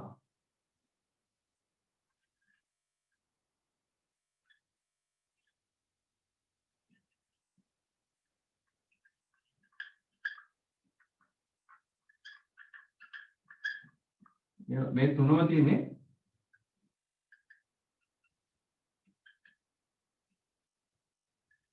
ජයන්ත සිල්වාගේ පොතේ. මේ පොත් නම් ටිකක් ගන්න රුපියල් 800ට එහා මම හිතන්නේ පොත් ටික. මේකෙදිත් මේ ගති විද්‍යාව ස්ථිති විද්‍යාව දැන් මේ පොත් දෙක හොයාගත්තා නම් ආයේ මේ දෙක ගන්න උවමනාවක් නැහැ. සංඛ්‍යානේ පොත නම් සර්ගේ අතරම හොඳයි ජයන්ත සිල්වාගේ පොත. ඒක අරන් තියාගන්න. නැත්නම් සංඛ්‍යානයට අජිත් කේ විමංශන කියලා සර්ගේ පොතකුත් තිබ්බා. ඒවා සාමාන්‍ය තියරි සාමාන්‍ය තේරෙන මට්ටමට තියෙන පොත් තමයි ඒවා. බැරි වෙලා හරි මේ එතකොට ඔයාලට තියරි නෝට් එකක් ගලපලා ලියා ගන්න බැරි වුණොත් තියරි නෝට් එකක් නැති වුණොත් ඔයාලට මේ පොත් ටික පාවිච්චි කරලා නැත්නම් ලයිබ්‍රරියට ගිහින් හරි ගමන්න මේ පොත් ටික පාවිච්චි කරලා ඔයාලට මේ සාමාන්‍ය යමක් තේරුම් ගන්න පුළුවන්. මීට අමතරව ඇප්ලයිඩ් වලට තව ගොඩාක් මේ කොටසෙන් කොටසට පොත් හදලා තියෙන සර් කෙනෙක් තමයි මේ කොළඹ ආනන්ද විද්‍යාලයේ හිටපු සර් කෙනෙක් ජයතිලක සර්. ජයතිලක සර්ගේ පොත් ගත්තත් කමක් නැහැ. හැබැයි මේ ඒක නම් මම හිතන්නේ ලොකු වේදමකුත් ඇයි අනිත් එක මේ පොත ලොකු හින්දා ඔයාලට දැනෙනවා මේ පාඩම ගොඩාක් ලොකුයි කියලා. සාමාන්‍ය සරල උදාහරණයක් ගත්තොත් එහෙම දැන් සාපේක්ෂ ප්‍රවේගය කියන පාඩමේ අණු කොටස් 3ක් තියෙනවා. මේ පාඩම ඉතින් ලොකු පාඩමකුත් නෙමෙයි. සාමාන්‍ය අපි දවස් 3ක කරනකොට පාඩම ඉවර වෙනවා. දැන් අපි මේ ත්‍රිකෝණමිතිය සාධාරණ විසඳුම වගේ තමයි. හැබැයි අර පොතක් ගත්තාම පොත තියෙනවා සාමාන්‍ය මේ ඔයාලගේ පොඩි කාලේ 11 වසර සිංහල පොත වගේ. ඒක ටික ලොකුයි. ඒතොර ඔයාලට මේ දැන් සාපේක්ෂ ප්‍රවේගය ඒ වගේ පොතක් ගත්තාම ඔයාලට මම අර පොලයක් දීලා ඉතින් එතකොට ඒක ඇප්ලයිඩ් පාඩම් ටික ඔක්කොම මේ වගේ පොත් තිබ්බොත් එහෙම මේ ඔයාලට මේ අවුරුදු දෙක මදි වෙනවා ওই පොත් ටික කියවලා ඒවා කරන්න. ඒකින්ද එහෙම එපා. සාමාන්‍ය දැන් ස්ථිති විද්‍යාව ගති විද්‍යාවට වගේ පොත් දෙකක් ගත්තාම සහ සංඛ්‍යානයට. ඒතර ඇප්ලයිඩ් වල පොත් තුනයි තියෙන්නේ. ඒ කියන්නේ අර ඔයාලා 11 වසරේ ඉන්නකොට 11 වසරේ අච්චු පොත් තුනයි තිබ්බේ. 10 වසරේ අච්චු පොත් තුනයි තිබ්බේ. ආයෙ වගේ තමයි අතුලසගේ බීජ ගණිතයේ පොතයි, කලණය පොතයි වගේ තියාගන්නවා. පියෝ මැත්ස් වලට. ඇප්ලයි මැත්ස් වලට ස්ථිති විද්‍යාව, ගති විද්‍යාව, සංඛ්‍යා වගේ පොත් තුන තියාගන්න. එතකොට මේ මුළු කම්බයින් මැත්ස් සිලබස් එකම අච්චු පොත් 5ක 6ක විතර තියෙනවා. එතකොට ඇත්තටම 5ක් 6ක් තිබ්බම ඔයාලට බලන්නත් ලේසි. අනිත් කාරණාව තමයි ඔයාලට මේ පාස් පේපර්ස් පොතක් විදිහට සාමාන්‍ය අවුරුදු 10ක 2011 ඉඳන් වගේ තියෙන පාස් පේපර්ස් පොතක් ගත්තොත් ඔයාලට ඔයාලගේ පේපර් එකේ ස්ට්‍රක්චර් එකට සමාන ස්ට්‍රක්චර් එකක් තමයි සාමාන්‍ය 2011 ඉඳන් 2018 වෙනිකන් තිබ්බේ. ඉතින් ඒ 19 තමයි අලුත් 19 20 තමයි ඔයාලගේ සිලබස් එකට තියෙන්නේ. ඒ වගේ පොතක් ගත්තාම පොත් 6යි තියෙන්නේ. අච්චු පොත් 6යි තියෙන්නේ. පාස් පේපර්ස් පොතයි, පියුර් මැත්ස් වලට පොත් දෙකයි, ඇප්ලයි මැත්ස් වලට පොත් තුනයි. ස්ථිති විද්‍යාව, ගති විද්‍යාව, සංඛ්‍යා විතර ඇප්ලයි වලට තියෙන්නේ. එතනින් පුතේ ඔයාලගේ ඔළුවට ටිකක් කම්බයින් මැත්ස් වලින් එන බර අඩු වෙනවා. ඊට පස්සේ ඔයාලට ඕන කරන සරල, ඒ කියන්නේ මේ ගණන් හදන විදිහ කොහොමද මේ පොතේ තියෙන ගණන් වලින් අපි තේරුම් ගන්නේ කියන එක අපි කියලා දෙනවා. එහෙම වුණාම මේ දැනට මම දන්න තරමින් ඔයාලට තේරෙන්නේ නැති මේ 2022 ගේ ළමයින්ට ක්ලාස් පටන් ගන්නවා අරගෙන මේකයි කියලා මේ තියෙන ඔක්කොම ඔන්ලයින් ක්ලාස් වලට ජොයින් වෙනවා නම් ඔයාලා හිත හදාගන්න. එතකොට ඔයාලට මේ අර ප්‍රෙෂර් එක වැඩි වෙන එක විතරයි වෙන්නේ. මොකද එකක් මේක ඔයාලට හුරු නැති අධ්‍යාපන ක්‍රමයක් ඔන්ලයින් උගන්වනවා කියන එක. දෙක ඔයාලා ඒක ගොඩාක් කරන්න ගියොත් එහෙම ඔයාලට මේ අවුරුදු දෙක ඇත්තටම නීරස වෙනවා. සබ්ජෙක්ට් එක නීරස වෙනවා. ඒකින්ද ගොඩක් හොඳයි මම කියන්නේ මේ නෝට් එකක් බැරි වෙලා හරි නෝට් එකක් ලියා ගන්න බැරි වුණොත් නෝට් එක හදා ගන්න බැරි වුණොත් පොතේ අච්චු පොත් ටිකක් අරන් තියාගන්න. මේ අච්චු පොත් සල්ලි දීලා ගන්න බැරි නම් මතක තියාගන්න දැන් මම මේ කියන අච්චු පොත් ටික ගොඩාක් ප්‍රසිද්ධ අච්චු පොත්. කියන්නේ කම්බයින් මැත්ස් ලියපු ලංකාවේ මේට කලින් හිටපු හැමෝම දන්න අච්චු පොත්. කායෙන් හරි ඉල්ලගත්තත් කමක් නැහැ. ඕනම ලයිබ්‍රරි එක තියෙනවා. මම හිතන්නේ මේ දවස්වල ලයිබ්‍රරි යන්න බැරි වෙතිනේ. කායෙන් හරි ඉල්ලගන්න. හරි දැන් ගොඩාක් දුර ඔය 60 වලින් ගගෙන දුවල පුතාලට එහෙමනම් මම හිතන්නේ මේ ඒ පැත්තේ බුක් ෂොප් වල තිබ්බ නැතුණොත් නුවරට එන්න අමාරු වෙනවා. පුතේ ඔය මේ අයියලා අක්කලා ඉල්ලගන්න. මොකද මම දන්න තරමින් ඔය ඉන්න හැමෝම අයියා අක්කා කෙනෙක් ගාම ඔය වගේ අච්චු පොත් තියෙනවා. හරි. එතකොට මේ ඔයාලට සර් කෙනෙක් උගන්වන්නකම් ඉන්න ඕනේ නැහැ. පොඩි ෆලෝ අප් එකක් දීලා මේ අච්චු පොත පොඩ්ඩක් බලලා සාමාන්‍ය එකේ තියෙන උදාහරණ ගණන් දෙකක් එහෙම බලලත් ඔයාලට ගණන් හදාගන්න පුළුවන්. හොඳද? ඒ කියන්නේ මේ ඔන්ලයින් කියලාම ඒක මත්තෙම නැහිගෙන ඉන්න බෑ. මොකද මේ ටිකක් තාම මේ පටන් ගන්න මාසයක් දෙකක් නේ. හුරු වුණොත් හොඳයි. එපා වුණොත් එහෙම ටිකක් කරදරයක් වෙනවා. හරි දැන් අපි මේ ඔන්ලයින් ක්‍රමේ මම හිතන්නේ පෙබරවාරි වගේ වෙනකන්වත් යන්න වෙයි. පෙබරවාරි මාර්තු වගේ වෙනකන් මේ දෙවෙනි දවල්ලා කියලා එකක් නේ යන්නේ. ඒක ඉවර වෙන දවසක් තාම නම් පේන්නේ නැහැ. ඉවර වුණොත් මේ සාමාන්‍ය දවල් මතකද පළවෙනි දවල් ඉවර වෙලා මාසයක් හමාරක් ගියා ක්ලාස් පටන් ගන්න. මාසයක් විතර ගියානේ. එතකොට මේ දෙවෙනි දවල්ලා කියලා වෙලා දැන් මේ 400 ගණන් දවසට දැන් ඉස්සර හම්බ වෙන ගාන වගේ දැන් මැරෙන්න පටන් ගන්න තියෙනවා. තව ටික දවසක උග වැඩි වුණොත් එහෙම නම් කොහොමද ඇත්තටම මේ ක්ලාස් පටන් ගත්තත් ක්ලාස් එන එක හොඳ නෑ වගේ. හොඳම දේ මේ අලුත් ක්‍රමයට පුරුදු වෙන්න. හැබැයි අලුත් ක්‍රමයට පුරුදු වෙනකොට Tamanට පහසු වෙන විදිහට පුරුදු කරගන්න. ඒ කියන්නේ දැන් ඔන්ලයින් ක්ලාස් දාගන්නවා, අද උදේටත් දාගන්නවා, අදවල්ටත් දාගන්නවා, රැයටත් දාගන්නවා. ඊට පස්සේ තව කෝස් එකකුත් කරනවා. හරිද? ඒ කියන්නේ වෙලාව තියනවා කියලා වෙලා එහෙම එපා. පුළුවන් තරම් Taman තනියම පුහුණු වීම සඳහා වෙලාව තියාගන්න. ඒ කියන්නේ දැන් සතියේ ගණන් 40ක් දුන්නා නම් ඒක බෙදාගෙන දවසට ගණන් 5 වගේ ගානේ ගණන් 7ක් විතර හදලා අන්න ඒ වගේ මේ Taman තනියම පුරුදු වෙන්න ගණන් හදන්න වෙලාව තියාගන්න. හරිද? ඒවා තේරෙන්නේ නැත්නම් ඔයාලට උගන්වන ගුරුවරයාට මේ මැසේජ් එක දාලා සර් මේක තේරෙන්නේ නැහැ මෙතනින් පස්සේ මට හදාගන්න විදිහක් නැහැ කියන එක පැහැදිලිව ලියලා දාන්න. එතකොට ඒ සර් ඔයාලට ඒ වෙලාවෙම උදව් කරා නැත්නම් තව ටිකකින් හරි උදව් කරයි. මට දැම්මොත් මාත් උදව් කරනවා. හරිද? අන්න ඒ වගේ මේ ක්‍රමයක් හදාගන්න මේ සිස්ටම් එක දැන් අලුත් ක්‍රමයකට හරිද? අලුත් සාමාන්‍යකරණයට හැඩගැහෙන්න. හොඳද? right. බලමු මේ උසස් පෙළ ගණන් ටිකක්. උසස් පෙළ විභාග ගණන් ටිකක්. ඔයාලා උසස් පෙළ ගණන් ටික හදලා දාන්න ඕනේ.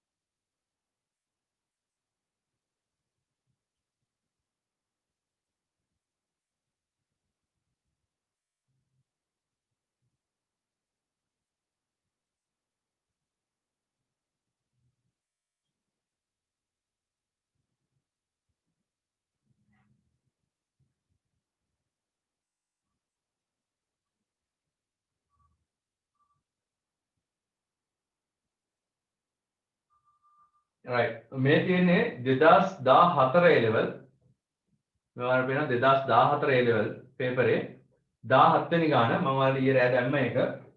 ඒකේ තියෙනවා මේ x වල පරාසයක් ඉස්සෙල්ලම දීලා තියෙනවා. ඒ කියන්නේ x හැසිරෙන්නේ දැන් අර n5 විදියට නෙමෙයි. x හැසිරෙන්නේ මෙන්න මේ ඔය දීලා තියෙන පරාසය විතරයි. හරිද? සඳහා මෙන්න මේ fx කියන එක්කෙනා සමානයි 1 රින්න tan x බෙදීම 1 ධන tan වර්ගයේ x යයි ගනිමු. fx යන්න a cos 2x ධන alpha වරහන් ධන b අපිට b ආකාරයට ප්‍රකාශ කරන්න. අපි ඉස්සෙල්ලා මේක කරලා බලමු. හරිද? මේක කරනකොට මම පොඩි උදව්වක් කරන්න. ඔයාලා දන්නා 1 ධන tan වර්ග x කියන එක කෙනා ලියා ගන්න පුළුවන් sec වර්ග x කියලා. හරිද? ඒතකොට එතනම cos එකක් හදා ගන්න පුළුවන්. ඊළඟ කාරණාව 1 ඍණ tan x කියන එක කෙනාගේ tan x කියන එක කෙනා sin x ධන cos x කියලා ලියා ගන්න. බලමු සුළු කරලා අපිට මෙන්න මේ හැඩේ හදා ගන්න පුළුවන්ද කියලා.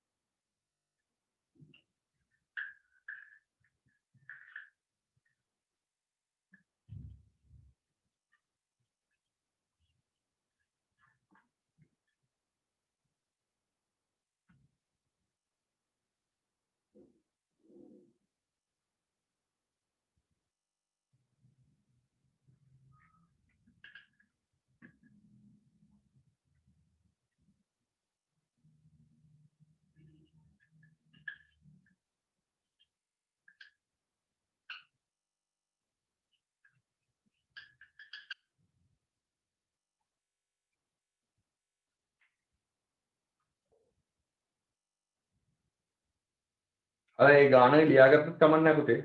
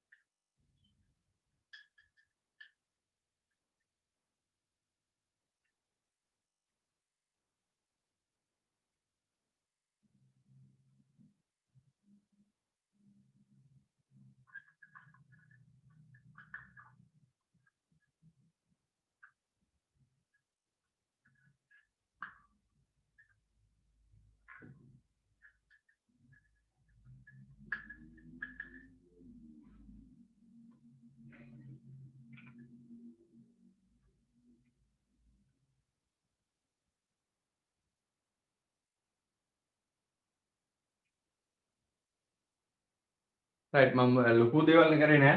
සාමාන්‍ය මෙයාව සයින් කොස් වලින්ම ලියාගත්තා. ඒකේ කොස් වර්ගය කියන එක උඩට ගත්තා. කොස් වර්ගයට එක කොස් වර්ගයක් කැපුවා. කොස් එකක් කැපුවා. ඊට පස්සේ කොස් වලින් මෙන්න මේ පදය මෙතන තියෙන පදේ වැඩි කරා. වැඩි කරාට පස්සේ කොස් වර්ගයේ x අඩු කිරීම sin x cos x කියලා ආවා. දැන් මෙතන cos 2x තියෙන හින්දා ඒ කියන්නේ දෙක තීට සමීකරණ වලට හරව ගන්න ඕනේ. හරව ගන්න වෙනවා. එතකොට මට පැහැදිලිව පේනවා sin cos ගුණිතයක් තියෙන හින්දා ඒක sin 2x වලින් ලියන්න පුළුවන්. cos වර්ග x තියෙන හින්දා ඒක cos 2x වලින් ලියන්න පුළුවන්. මම ඒක දෙක තීර සමීකරණ ලියපු එක තමයි කරේ. බලන්න අපහැදිලි තැනක් තියෙනවද කියලා. ඒක ලියා ගන්න. තව හදා ගන්න ඉක්මනට.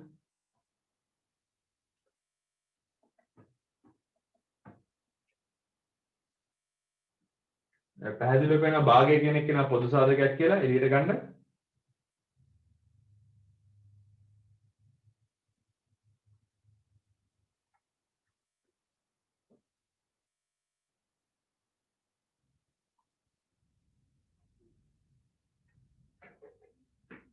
ඔයාලා විනාඩි 5ක් දෙන්න හදන්න බලන්න.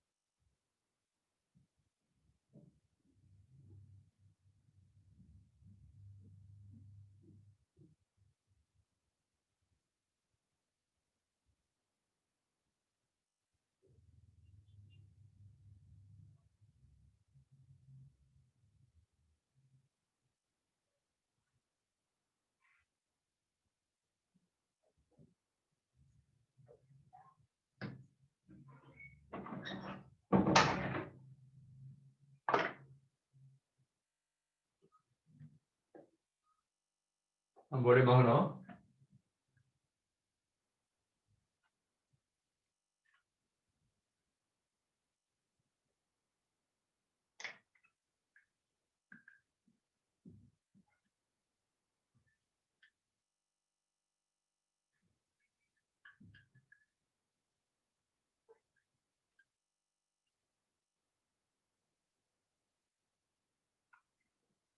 මේ ලියාගත් එක්කෙනාම මේ ලියාගත් එක්කෙනාම මම මේ භාගය කියන එක්කෙනා දෙන්නටම පොදු හින්දා එළියට ගත්තා.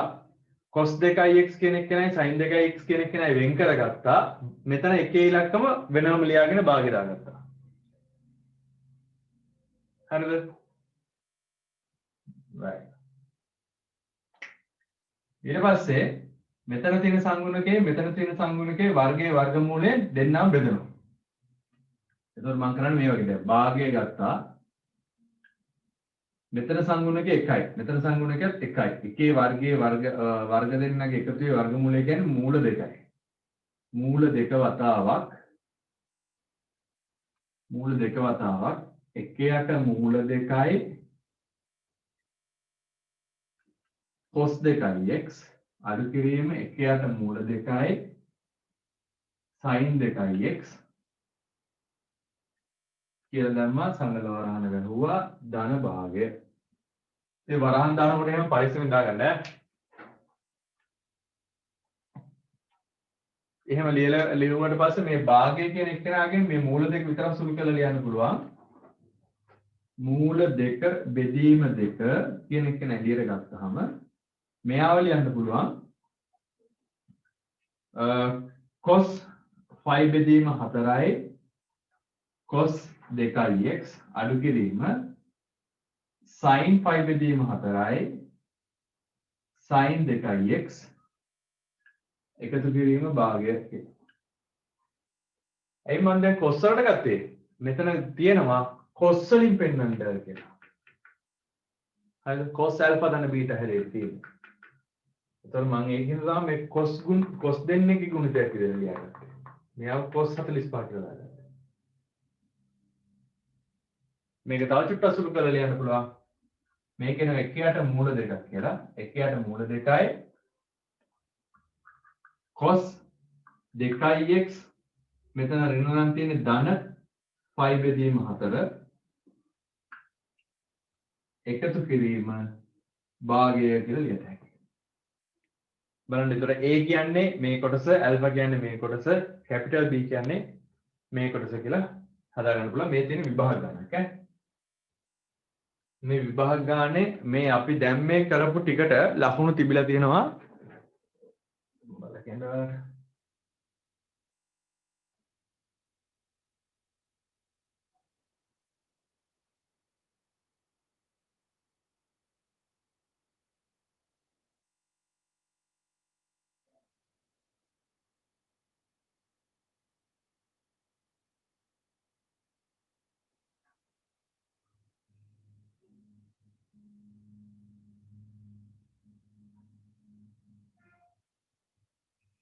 ඔයාලා තනියම හදාගත්තා පුතේ ඒතර ලකුණු දාගන්න ඉස්සෙල්ලාම අර මේ sin cos වලින් ලියවනේ.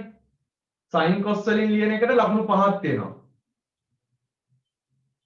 හරිද? ඒකල්ල ඒක දෙක තීත සමීකරණ වලට පරිවර්තනය කරනවට එතෙන්ට ලකුණු 10ක් තියෙනවා. හරිද? ඒ කියන්නේ අපි කලින් මුලින් අර බෝඩ් එකේ මකන්න කලින් ලියපු ටිකට විතර ලකුණු 15ක් තිබිලා තියෙනවා. ඊට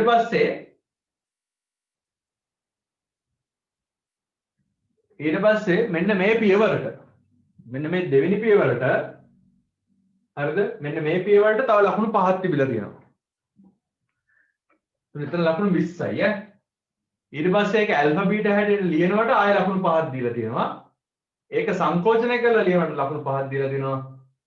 A B සහ ඇල්ෆා කියන කට්ටිය වෙන් කරලා ලියනකොට තව 5ක් දීලා තියෙනවා. ඒතකොට බලපුවාම ලකුණු 35ක ගාණක්.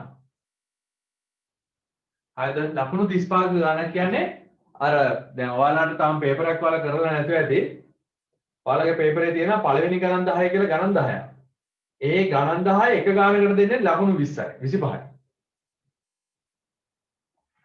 හරිද? මේකේ මේ ගානේ හරිද ත්‍රිකෝණමිතිය සාධාරණ විසඳුම් ගානේ මෙන්න මේ කොටසින් මේක පෙන්නනවාට. හරිද? ලොකු දෙයක් කරේ නෑ ළමයි අපි මේ කලින් කරපු ගානම තමයි මේ හැදුවේ. හරිද? මේක පෙන්නලා මෙන්න මේ උත්තරේ අරගෙන මේකේ A මේකෙන් A කියන්නේ 1ට මූල 2යි B කියන්නේ භාගයයි ඇල්ෆා කියන්නේ 5 බෙදීම 4යි කියලා ලියලා ඔය උත්තර ටික සම්පූර්ණ කරලා මෙතනින් ඉරි දෙක ගහපු ගමන් එතනින් විතර ලකුණු 35ක් තියෙනවා. එතනින් විතර ලකුණු 35ක් තියෙනවා. සාමාන්‍ය පළවෙනි ගානක ලකුණු 25ක් ගන්නවට වඩා ලකුණු ප්‍රමාණයක් මේ තනි සාධාරණ විසඳුම් ගණනකින් හදා ගන්න පුළුවන්. හරිද? දැන් මේකේ ප්‍රස්තාරයෙන් දද ඒ මොනවාක්වත් නැහැ. සරල සාධාරණ විසඳීමක් කරේ.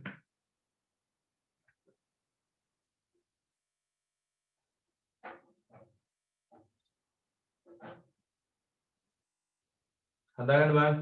ඒ අර ඔයාලා තනියම හදාගත්තා නම් ඒතකොට හිතාගන්න ඔයාලට කොච්චර ලකුණු ප්‍රමාණයක් තියෙනවද කියලා. සාමාන්‍ය ඔක්කොලාට වගේ මම හිතන්නේ 35ක් ඇති. 30ක්වත් ඇති. අන්තිම උත්තරේ මේකේම නෙවෙයි ඈ. මේ මෙන්න මේ තුන් දෙනා තමයි උත්තර තුන.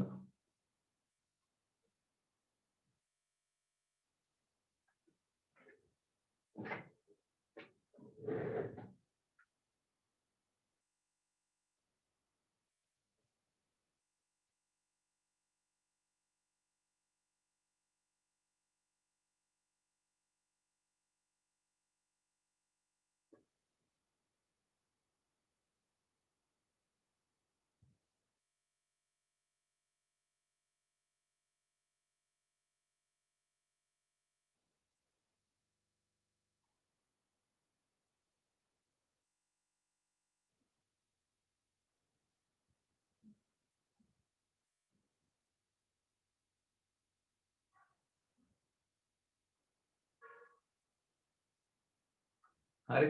දැන් තාම සාධාරණ විසඳුම් ගාන හදන්න පටන් ගත්තේ නැහැ. දැන් සාධාරණ විසඳුම ගාන හදන්න පුළුවන් වෙන විදිහට අපි හදාගත්ත එක විතරයි කරේ. සාධාරණ විසඳුම් ගාන හදා ගන්න පුළුවන් වෙන විදිහට අනුපාතය හදාගත්ත එක විතරයි කරේ. right. ඊට පස්සේ ඒ ගානේ තියෙනවා මේ විදිහට.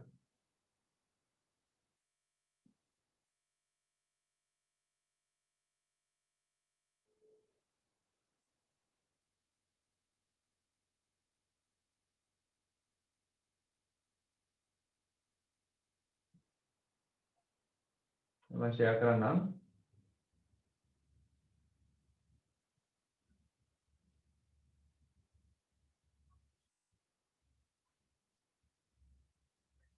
ඒ ගානේ තියෙනවා ඊට පස්සේ මෙන්න මේ වගේ කොටසක්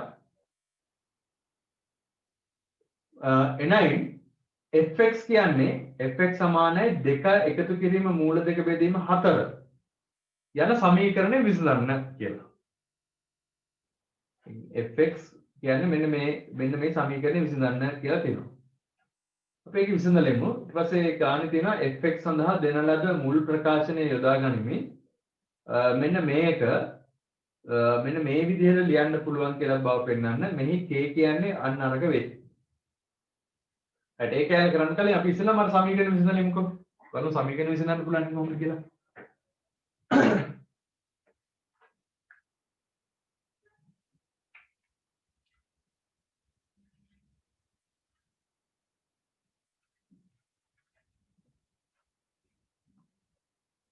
තියෙනවා fx කියන එකේ අගය සමානයි. දැන් මේ තියෙන්නේ ශිතයක් විදියට.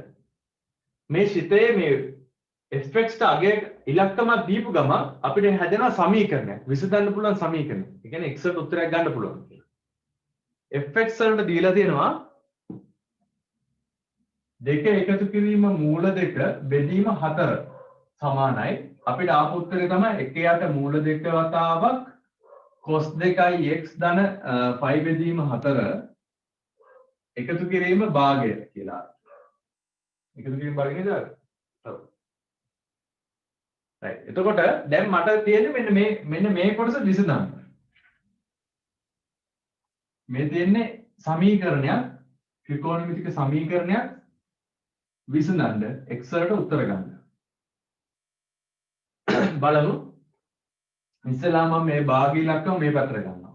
ඒකල මූල දෙකෙන් වැඩි කරනවා. එතකොට මට ලියන්න පුළුවන් මේ විදිහට cos 2x ධන 5 බෙදීම 4 කියන එක කියලා ලියන්න පුළුවන් පුතේ. 2 එකතු කිරීම මූල 2 බෙදීම 4 අඩු කිරීම භාගය වැඩි කිරීම මූල 2. මම මේ භාගය කියන එක නාගත්තා අනිත් පැත්තට ඒකල මූල දෙකෙන් වැඩි කරා. මේ මූල දෙකෙන් වැඩි කරා. සුළු කරමු. ඒක උදාහරණ දෙන්න මෙතන පොදු හරය ගත්ත ගමන් මේ දෙකේ ඉලක්කම කැපිලා යනවා. එතකොට එනවා මේ විදිහට මූල 2 බෙදීම 4 වැඩි කිරීම මූල 2 සුළු කරපුවාම භාගයක් කියලා එනවා.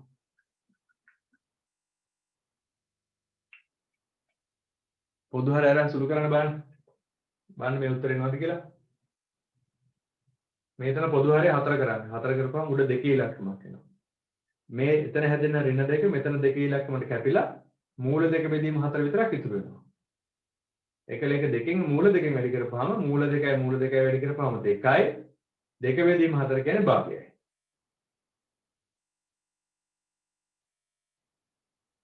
බලන්න මේ සුළු කිරීම එනවද කියලා.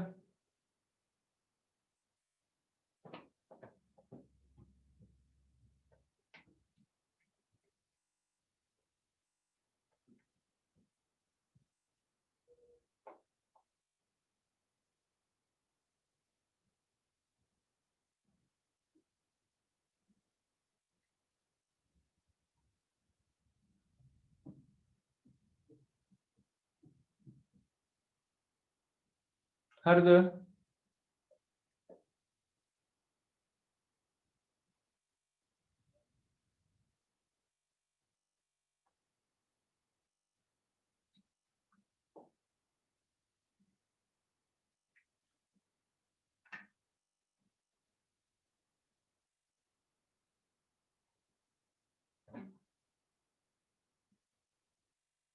right.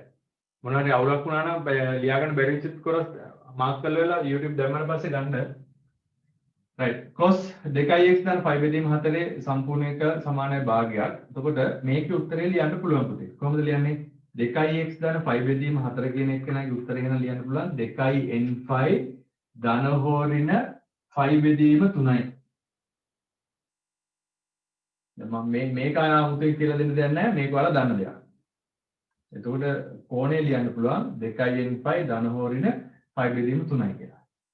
ඊට පස්සේ x උක්ත කරන්න තියෙන්නේ x ලියන්න පුළුවන් එතකොට n5 ධන හෝ ඍණ 5 බෙදීම 6 අඩු කිරීම 5 බෙදීම 8යි කියලා. බලන්න එකපාරම වලට ඒක ලියා ගන්න පුළුවන් වේද කියලා.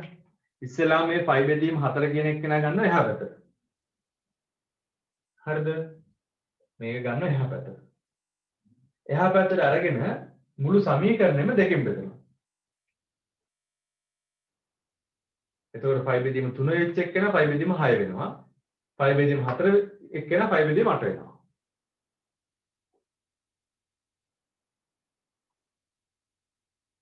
ඊට පස්සේ මේකෙදි නම් හැබැයි මේ මෙතන නෙමෙයි මේකේ උත්තරේ තියෙන්නේ. මේක තව චුට්ටක් සුළු කරන්න ඕනේ. හේතුව ඇයි එහෙම සුළු කරන්න කියලා කියන්න මේකේ දීලා තියෙන පුතේ මේකේ දීලා තියෙන පටන් ගන්නදීම x කියන එක්කෙනා ඉන්න පරාසයක්. x කියන්නේ ඍණ 90ත් ධන 90ත් අතර කෝණයක් කියලා. එතකොට අපිට x වලට මේ වගේ සාධාරණ උත්තරයක් ලියලා නිකන් ඉන්න බෑ. n කියන්නේ නිකිල කියලා දාලා සාධාරණ උත්තරයක් ලියලා ඉන්න බෑ.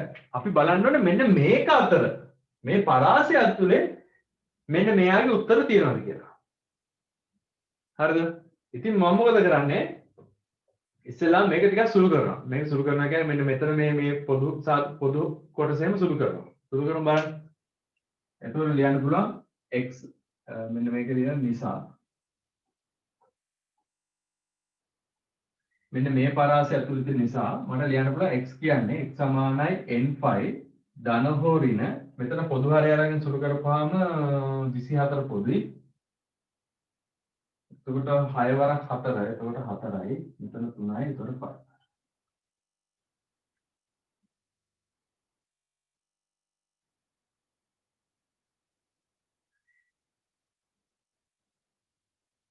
මෙතන හැබැයි එහෙම උත්තරේ ගන්න බෑ.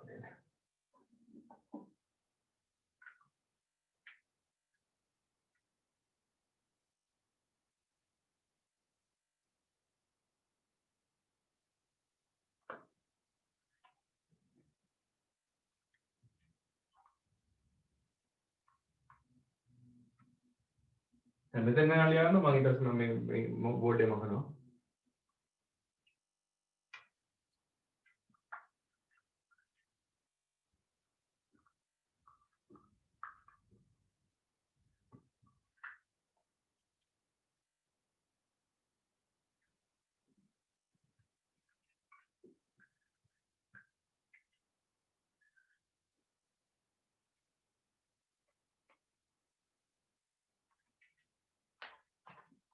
නෑ. දැන් මට ඉස්සෙල්ලාම දීලා තියෙනවා ගානේ පටන් ගන්නකොටම දීලා තියෙනවා මේ x කියන එක්කෙනා ඉන්නේ මෙන්න මේ පරාසය කියලා. ඍණානුවත් ධනානුවත් අතර කෝණයක් තමයි මගේ x කියලා කියන්නේ. නිසා මම මොකද කරන්නේ? මෙයාගේ ධන අවස්ථාව සලකනවා. ධන විට x කියන එක්කෙනා ලියන්න පුළුවන් n5 ධන 5 බෙදීම 6 අඩු කිරීම 5 බෙදීම 8. ඍණ විට ගත්තොත් එහෙම x සමානයි n5 ඍණ 5 බෙදීම 6 ඍණ 5 බෙදීම 8 කියලා ලියන්න පුළුවන්. මෙතන මේ කොටසේ පොදු හරය අරගෙන සුළු කරවුවොත් එහෙම n5 සුළු කරවුවොත් එන්නේ ධන 5 බෙදීම 24 කියලා එනවා. මෙතන එනවා n5 ඍණ 7යි 5 බෙදීම 24 කියලා.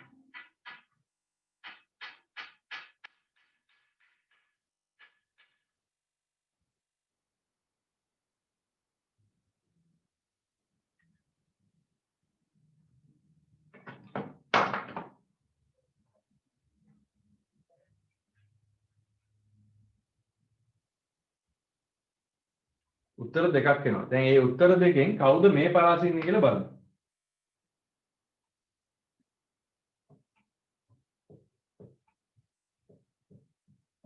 මම ඉස්සෙල්ලාම n සමානයි බිඳුව විට n සමානයි බිඳුව විට දැම්මම x සමානයි එනවා මෙතන එනවා 5 බෙදීම 24ක්. හරි ඒ උත්තරේ ගන්න පුළුවන් අපිට මේ පරාසය තියෙනවා කියලා. හරිද? මේකේ ගත්තොත් එහෙම x සමානයි ඍණ 7යි 5 බෙදීම 24ක් කියලා එන්නේ.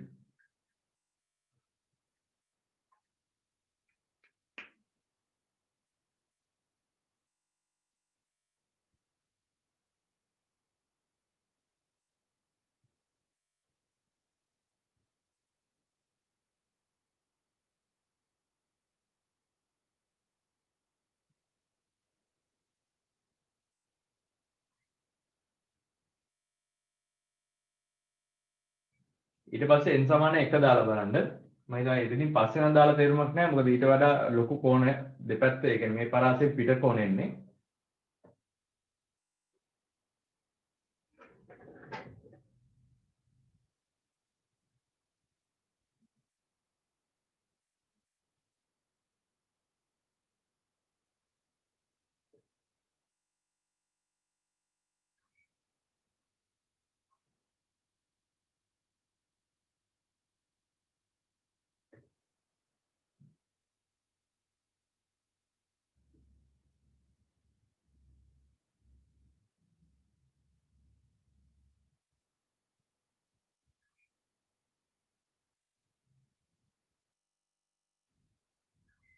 ඔව් මෙතන මේ පොඩි අවුලක් වෙලා තියෙනවා. ඔයාලට මේ ස්ක්‍රීන් රෙකෝඩ් ස්ක්‍රීන් එක මේ වැටලා තිබිලා තියෙන PDF එක. එතකම් මම ගාන හදලා තියෙනවා. හරියට අපි මෙහෙම කරමු. මම මේ ගාන හදලා දාන්නම්. දැන් 11 වෙලාව මම හිතන්නේ මේ කාට හරි ක්ලාස් එකක් තියෙනවා කියලා ෆිසික්ස් එකක් අතලුද. ගානේ මාකින් එක බලලා ඔය 2014යි 2013යි සාධාරණ විසඳුම් ගණන් ටික හදන්න. හරිද? ඒකේ ගණන් වල අමාරුකමක් තියෙනවා නම් අපි ඒ ගණන් ටික මේ ලබන සතියේ සම්දුදා වෙන්න කලින් අපි කතා කරමු. ලබන සතියේ සඳ වෙන්න කලින් අපි මේ ටික කතා කරලා ඊට පස්සේ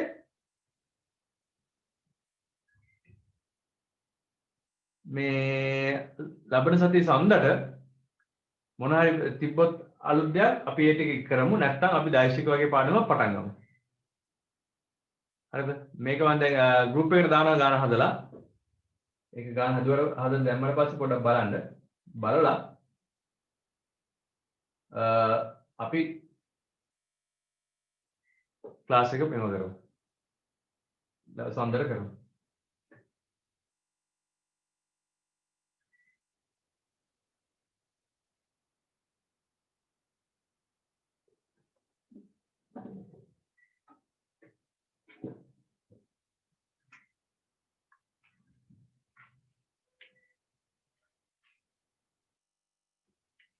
මම මේ රෙකෝඩින් එක ඔෆ් කරන්නේ නැහැ. රෙකෝඩින් එක ඔෆ් කරන්නේ නැත්නම් මේ අර ගාන මිස් වෙච්ච හින්දා මම ඒ රෙකෝඩින් එකට ඕන හින්දා මම මේ ගාන හදනවා අපහො.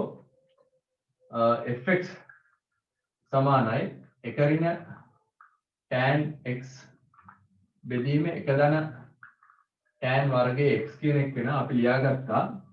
එක බෙදීම මූල දෙක වතාවක් cos 2x ධන ඍණ ධන 5 බෙදීම 4 ධන භාගය කියලා. මෙතන ඍණ ආවේ.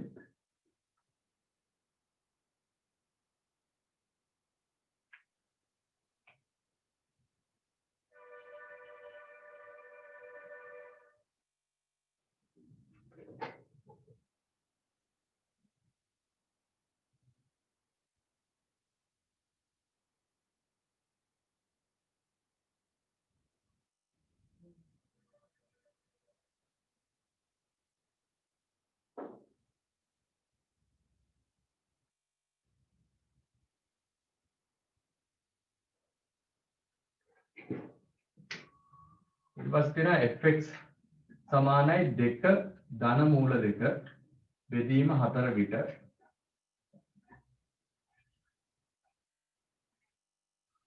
ඍණ 5 බෙදීම 2ක් x 5 බෙදීම 2ක් අතර විසඳන්න. එතකොට ඒක ලියන්න පුළුවන් 2 ධන මූල 2 බෙදීම 4 සමානයි 1යට මූල 2 cos 2x අඩු කිරීම 5 බෙදීම 4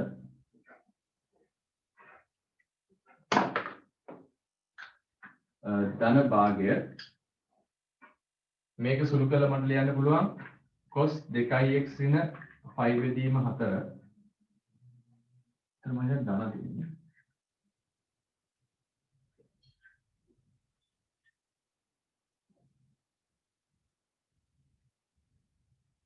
ධන තියෙන්නේ සමානයි භාගයයි.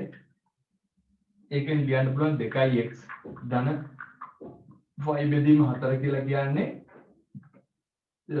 n5 2 n5 ධන හෝ ඍණ 5 බෙදීම 6යි 5 බෙදීම 3යි කොසලින්ද.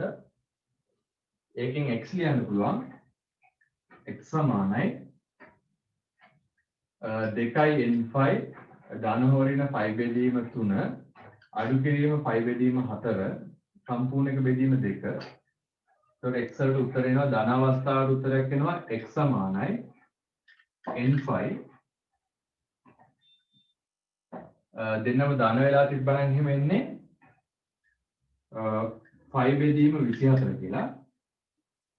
ඍණ වෙලා තිබ්බනම් එන්නේ x සමානයි n5 ඍණ 5 බෙදීම 7යි 5 බෙදීම 24 කියලා.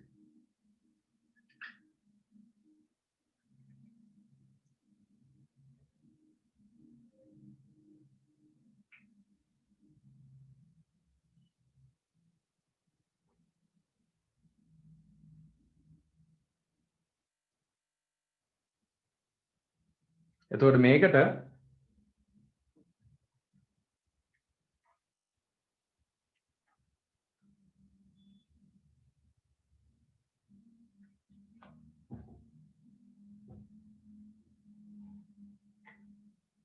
x ඍණ 5 බෙදීම 2ක් x 5 බෙදීම 2ක් අතර පිළිතුරු ලැබෙන්නේ n සමානයි බිඳුවේදීය n සමානයි බිඳුවේදීය. එතකොට ඒක සුළු කරලා ලියන්න පුළුවන් x සමානයි 5 බෙදීම 24 කියන්නේ එක උත්තරයක්.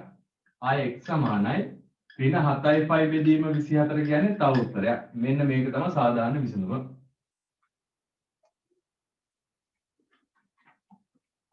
ඒකේ මේ මෙන්න මේ සාධාරණ විසඳුම් දෙක ගන්නවට ලකුණු 20ක් දීලා තිබ්බා. එහෙම ගත්තාම සාමාන්‍ය වලට තේරෙන්න ඕනේ right. මෙතන ලකුණු 55ක ගානක්. ලකුණු 55ක ගානක් කියන්නේ පළවෙනි ගණන් 10 ගණන් දෙකකට වඩා වැඩි ලකුණු ප්‍රමාණයක් කියන ගානක්. සාධාරණ විසඳුම් ගන්න. හරිද? තොරයි ත්‍රිකෝණමිතිය කරනවා නම් ඇත්තටම ලොකු ලකුණු ප්‍රමාණයක් එන්නේ සාධාරණ විසඳුම් සහ ප්‍රස්තාරක කොටසෙන්. ඒකින්ද මේ කල්පනා කරලා හදන්න. ඊට පස්සේ එතනින් පස්සේ ගණක් මේව කරගන්න පුළුවන්.